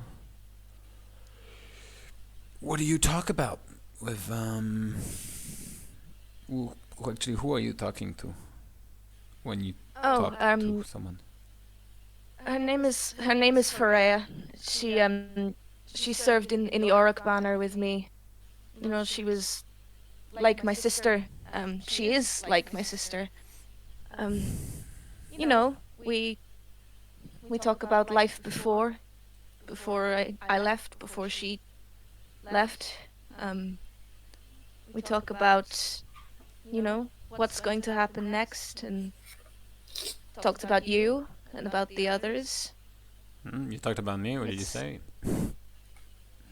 About the gods and the hookery, and I'll be honest, this is not About- exactly what I expected, but okay. it's just, you know, the feeling of when someone dies, you have to lose them, Yes, but- I know that feeling, yeah. and the gods they take them, but it doesn't. You know, she's back with me now, and if you can't see her, then you can't see her. But she's the person that I care most about in the world, and I mean, you know, happy that she's back with me. I don't exactly know the gods up here, but there's a reason why we went underground. Sure, you find your gaze drifting down to the small silver stones around your neck. You know, souls are an important thing, and this is stupid to say an important thing. I feel like an understatement, but you know, we have a system, we have something in place in the Hokuri society in order to not owe anything to the gods. You know, we do not condone what happened during the war, and this is why we left. They couldn't be our gods. But Seems like a lot of my life has been leaving wars behind. yeah, but you know, if we agree that, you know, whoever you're speaking to and your friend is, it's her actual spirit, then I don't exactly know how the gods work here, but I'm guessing you all go to the moon or something, right? When you die. That's what I thought, but and I kind of look over to her, like, she's here. I see her. I hear her. I can touch her. It's like rests a hand on the side of your face. it's like I never lost her, you know. Yeah, but And she is lost though. What do you mean you talk about gods and the Hokuri? well, there's just that piece, that concern of that thought. What if we didn't, you know? What if we didn't need it? What? Didn't need gods. We didn't need the gods to take our souls when we died and send them off where they're no use to anyone. What if we could stay and So you just die. look over our loved ones? Look over our, like we die. If we die, we die. But our spirits stay on. We look after our loved ones. We provide help when we can, comfort if they're taken too soon. How many times? I lost Freya in the worst way, and now she's back, and Caelan, I'm happier for it. Caelan, how many times did you die? Once, You died once. yes. I mean, yeah, but like She's- physically, how many times did you die? I've never died. Right. I've- We don't really know I've what's come happening. close. Fair, me too. But we don't really know what's after that. If, you know, the religions are giving you an escape and tell you, you know, the gods are taking care of our spirits, and same thing for the Hokuris. We know where our soul is gonna go. Without those systems in place, there's no guarantee. You can't. But We don't know if the spirit stays. Is that what she's been telling you? no, we've just been saying, what if?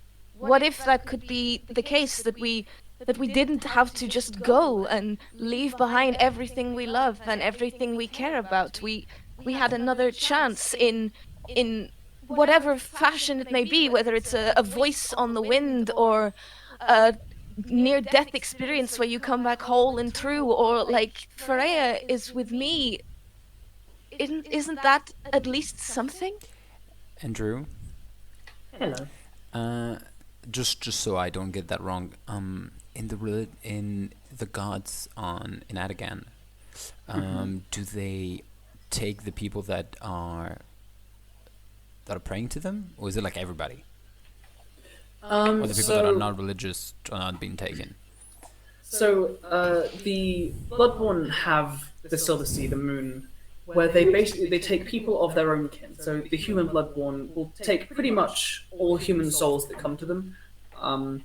If a human acts in a way that Seresta, the human Bloodborne, particularly disapproves of or abhors in some way, then they will reject that soul. And then that soul is then free to either be taken by another Bloodborne or to send to the Hells and the Abyss, whatever else. Right. So you can pretty much everyone worships in a minor way, of like a, hey, God of my race or other race I align with the virtues of. Yeah. What's up? I'm trying to live in a way that you'd like. Thanks for keeping my soul safe. Because I don't want to go to the Hells. Yeah. Right. Do you? So I don't know if I told you, but we wage a pretty important war down there. Against the Hells, because they're like souls, and since none of ours are going up, they're like ours. Well, I mean, I feel like they're like everyone else, but we just keep them down there. So apart from if your soul is not with the Bloodborns, if it's not in the pool of souls, and it's just in the Hells. But what if it didn't have to be in either place? Freya speaks up. I don't know much, but I know I'm not in the Hells. And I'm not in the Silver Sea. She's here. She's with me. She's not in a sea or in the Hells. She's here. Why do we have to? My family dedicated their lives to Caelan. I dedicated my life to Caelan for, almost as long as I can remember, until that day in Vinhollow when I lost her and I lost all of my unit, well, most of them, and I had something happen to me that was like nothing I've ever had happen to me before. Why do we have to subscribe to what our parents and our parents' parents have told us? Why are we not free to question? Because she's here and you can't see her, but I can. And I can hear her, I can talk to her, I can fight with her. She might as well be here. But she isn't. She might as well, but she isn't. And as he says that, he's gonna cast Major Image. And next to Caelen, there's gonna be, I don't know, Hope sitting down. And he's not gonna say anything. What is the? Oh yeah, there's a DC, right? I mean, if Caelen, she can see you cast the spell. Yeah, I can see you cast the spell. I mean, it's a spell. Freya says he's just proved our point. There can be things that are real that you can't see, and things that you can see that aren't real. Mm-hmm. I don't know if you're saying. I don't think we're going to come to an agreement on this, Ashura. And I'm going to stand up and I'm going to walk through the illusion of hope. And go and sit by. Go and just sit with my back up against the wall. And chat to Freya some more. And, Ouch! Yeah, I think the only thing as she stood up, as they stand up, the only thing Ashura is gonna say is, remember where your sword is from. Remember where that orb is from.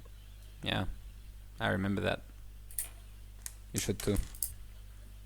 Freya kind of comes up behind you and kind of squats behind you and puts a kiss on the top of your head. Maybe I was wrong. Either way. Yeah. Key to asking and finding the answers. If he won't work with us, Yeah. find another way. There's a lot of things to know. There's a lot of things to ask.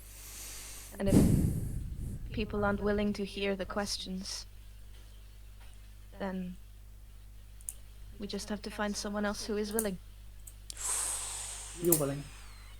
I He am. kind of comes around to the side of you and plants a kiss on your forehead.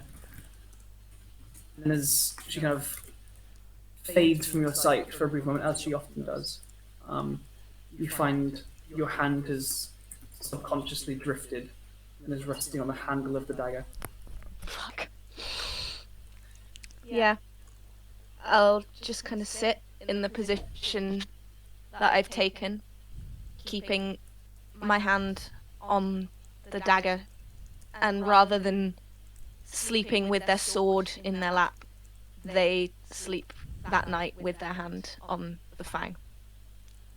Alrighty. Sure, yeah. I don't know.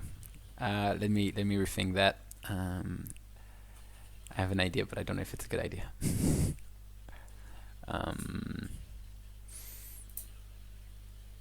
Yeah. Okay. I'll do that the next day. I have an idea. Okay. As you're thinking on that, Yep. Hope, Newt, Maple, Markos, Hello. what would you guys like to get up to over the next days?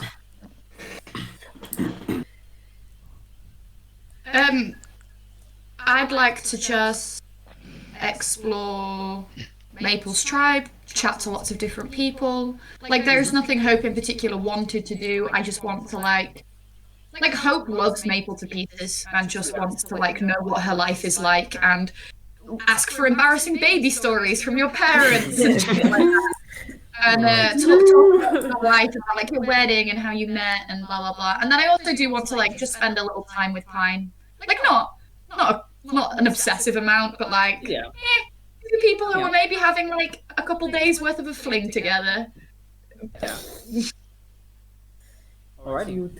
Okay, so yeah, you get a good, you get a good slice of life.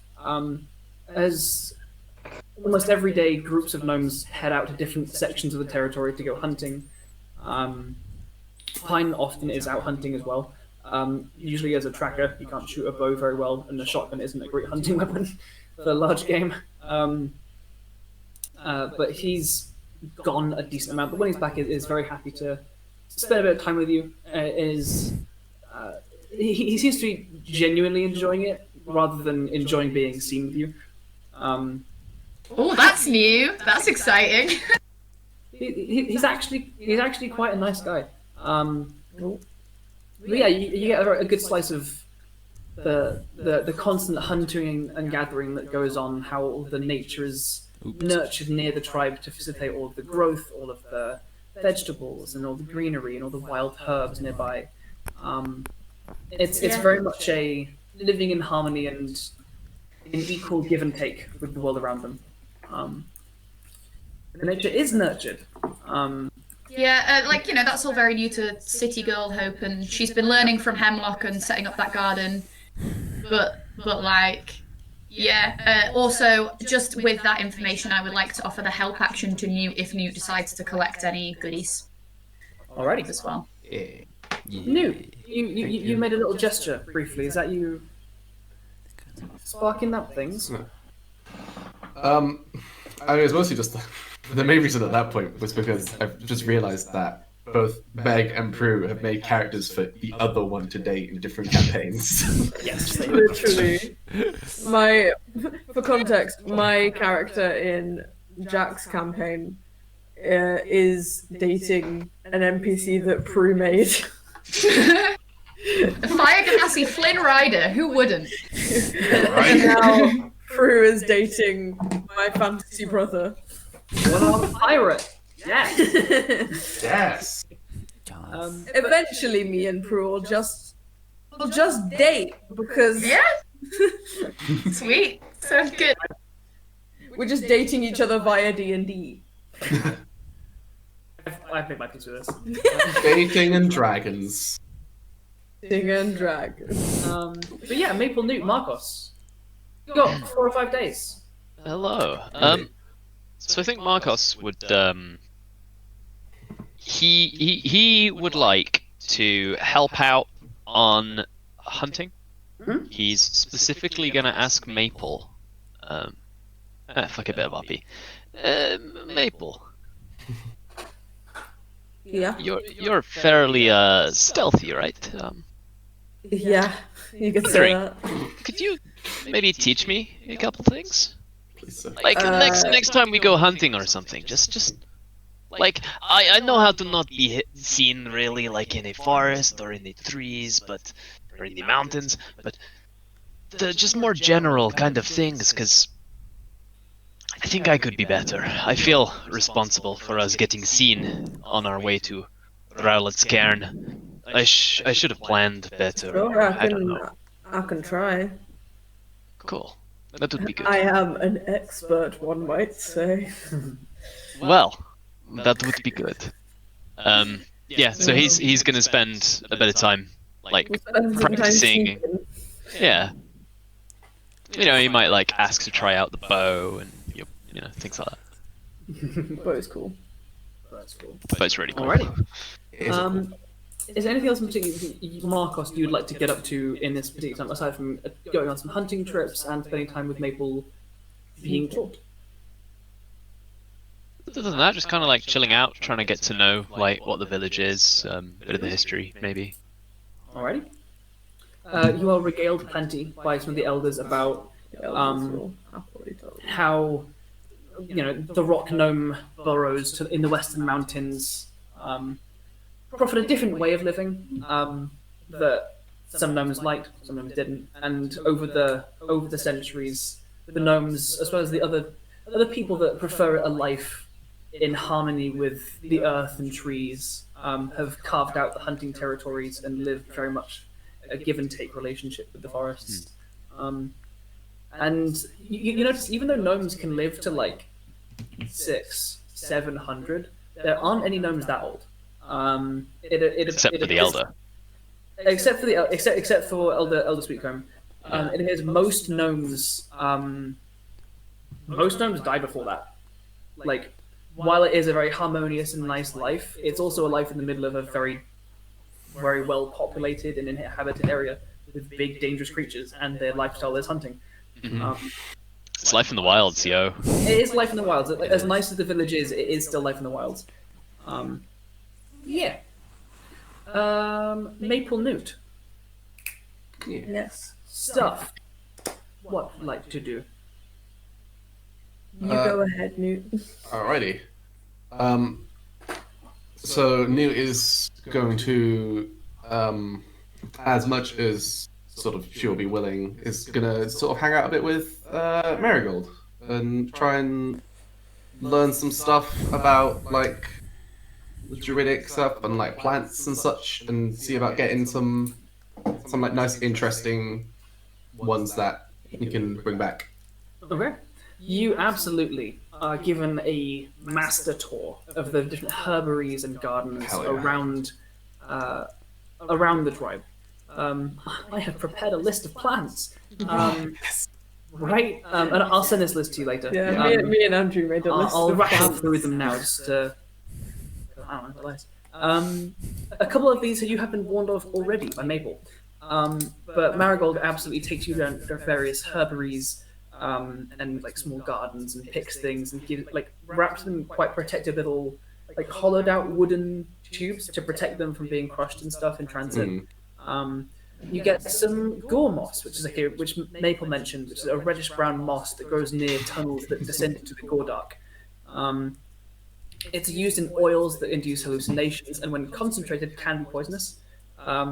There's Bat Feast, which is a yellow-green, bluish flowered vine, which is very rich in nectar and is used in both cooking as a sweetener and is also attracts lots of butterflies and hummingbirds and things. There is Blackthorn, which is a bush with black thorns, and also luscious yellow berries. But don't eat those. They're a bit poisonous, and they're a powerful laxative, so... It's fine, you don't have to worry about that. They are often used as trap bait, because they'll make a creature go a bit ill, and often leave a trail. They have blood nettle, which is an orangish red petal leafed plant, with quite a bad sting, and is the most common thing used for tea here. And a reduction of that can be used in the alcoholic beverages served throughout the tribe. There is bushroot, which is quite a difficult to spot fern-like plant has a very big edible bulb beneath the soil. So if you can spot it, it can provide good food in a pinch. The last two is feathercap. It's a frilly mushroom with a very intense flavour, which is a very, very common feature in gnomish food here. The last is one that Maple also warned you of. It's a very tall, gangly black fungus kept by itself as it kills other plants around it. It is deadly poisonous. It is called Nightwalker, and is not used as a poison for hunting, as it spoils whatever eats it, and makes the meat poisonous. When a particularly dangerous creature comes through that does not need to be eaten, Nightwalker is used. It is rare, it is dangerous, and it is kept very much under lock and key inside, like a locked garden inside the tribe. I will send that to you later, so you have that to look at. But you get samples of all of those to take back. Nice. As far as learning stuff, could you make just a straight wisdom check, please? Okay. Can I make a gay one instead? Go on, make a gay wisdom check. Hell yeah! Rainbow dice, baby! That is a... Oh, shit, boy! That's a 21. Nice. Oh, the 19. You learn quickly. As Marigold tries to teach you the essences of weaving of accessing the natural weave of magic that pervades throughout Avantos. You're used to energy coming from within, channeling the energy within inside, not just your physical form, but your soul into the key that powers your radiance punches and your different abilities as a monk. Although you learn the physical movements very well, and although you understand the theory about what she's talking about, as you try and reach out and influence the weave around you, put into practice what you're learning, there's nothing. It appears something about your nature does not allow you to interact with the weave as others might.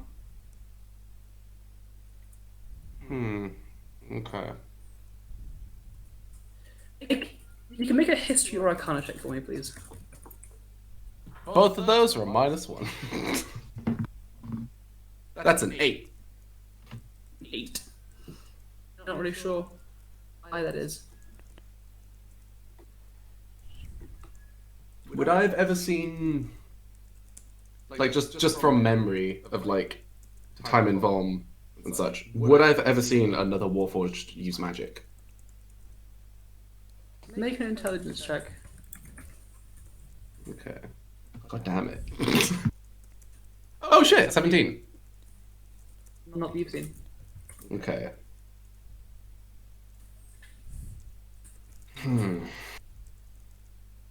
Oh, it seems You've got a very good understanding of it, though. Your movements are just right. Maybe just a little more time. I think it might be something a little different than that. Oh, I'm so sorry. She kind of gives you a little hug on the leg. That's fine. Thank you very much for the help. At least, like, yes, this is It's not something that I personally am capable of, but once I was traveling once and I met someone that was also druidic in their skill set. They spoke of a magic where they could bring back someone who had died in a different body, sometimes the original body. You've said, around the village about what you are. Maybe that'd help. I'm sorry, it's not something I know much about or can do, but I mean, I don't know, you seem pretty happy as you are, And you know, your attitude to the whole second chance thing is admirable. It's just a thought. Yeah. I think a few months ago I might have jumped at that opportunity, but I've found some very good things in my life with the body that I have right now. Not having to eat. It's surprisingly useful. I do miss the taste of food, Not but surprising at all. It's such a hassle. yeah. Like, I love food, but if I didn't have to eat it, I'd eat it only when I wanted to, rather than being pestered And by the every cooking single time, you know. Yeah. I mean, this is definitely a long shot. I don't know if do you understand much about ki? day. No. What's that? Okay. It's effectively channeling what's within the soul instead of what's out in the weave. Right. Do you, I don't really understand anything about sort of druidic stuff, but do you think there's any crossover that might exist there? I mean, it seems to have some magical properties. I realize this is a long shot. I'm just. I don't know. Magic, as far as I know it, is an interaction between your soul and the weave, the magic that is in all things that is life.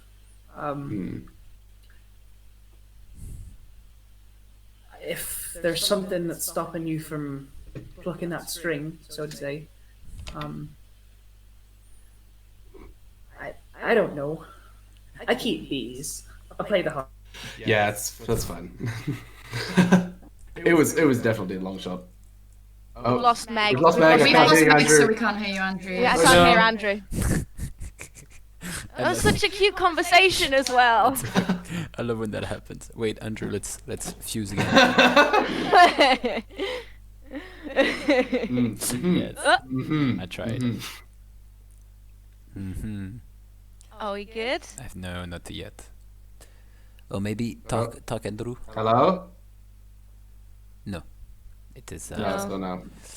We have 2 minutes left on We our are actual ending in 2 timing of this minutes. stream. Yeah, so, that's true. That's true. Yeah. So just be careful if you're still wanting to RP. It might be time to stop having long, winding this'll be- conversations. Yeah, those will be finishing up now. That's fair.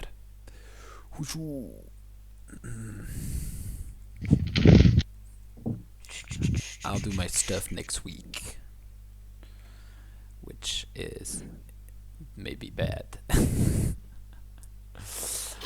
need to think. I need to think about it.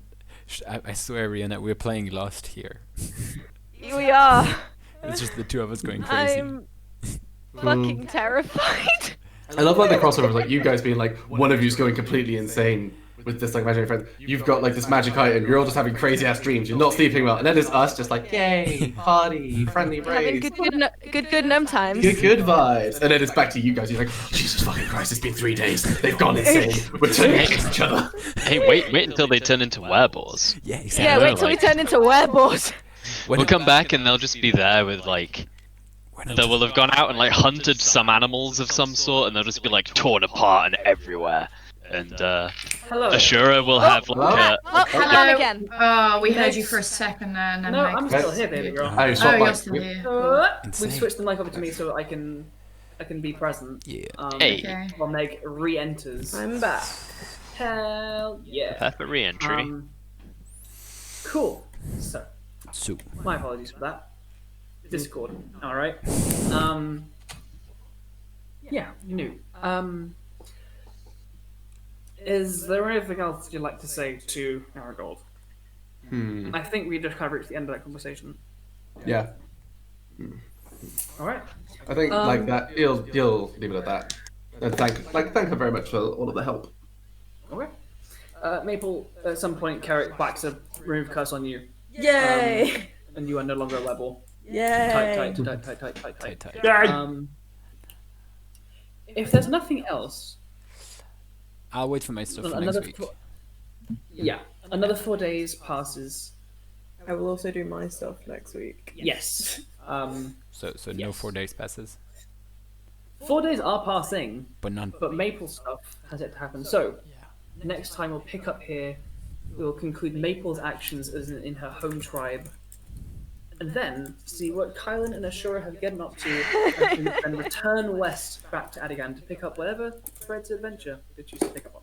Prudence Thank you knows so the much, amount. everyone, for watching us this late. If you are still here, if you joined us halfway through, we hope you enjoyed. If you enjoyed at the beginning, I hope you enjoyed, to be honest. If you did enjoy it, get in those socials we post throughout the week. Be here next Thursday at 6 to pick up the next session. If you didn't see all of this, this will be on YouTube at some point, along with the previous sessions if you want to catch up. Thank you again to the Cognitive Merchant for partnering with us. That's right. We really appreciate the help as a young stream getting to grips with how to do this stuff. Check out their socials, check out their stuff. It's handmade, bespoke leather all work for tabletop RPG in that corner. That corner. accessories and stuff. It's really, really good. Go check them out. And have a lovely week. Oh, is See you it in guys that next time. corner? Yes. Bye. Bye. Bye. Bye.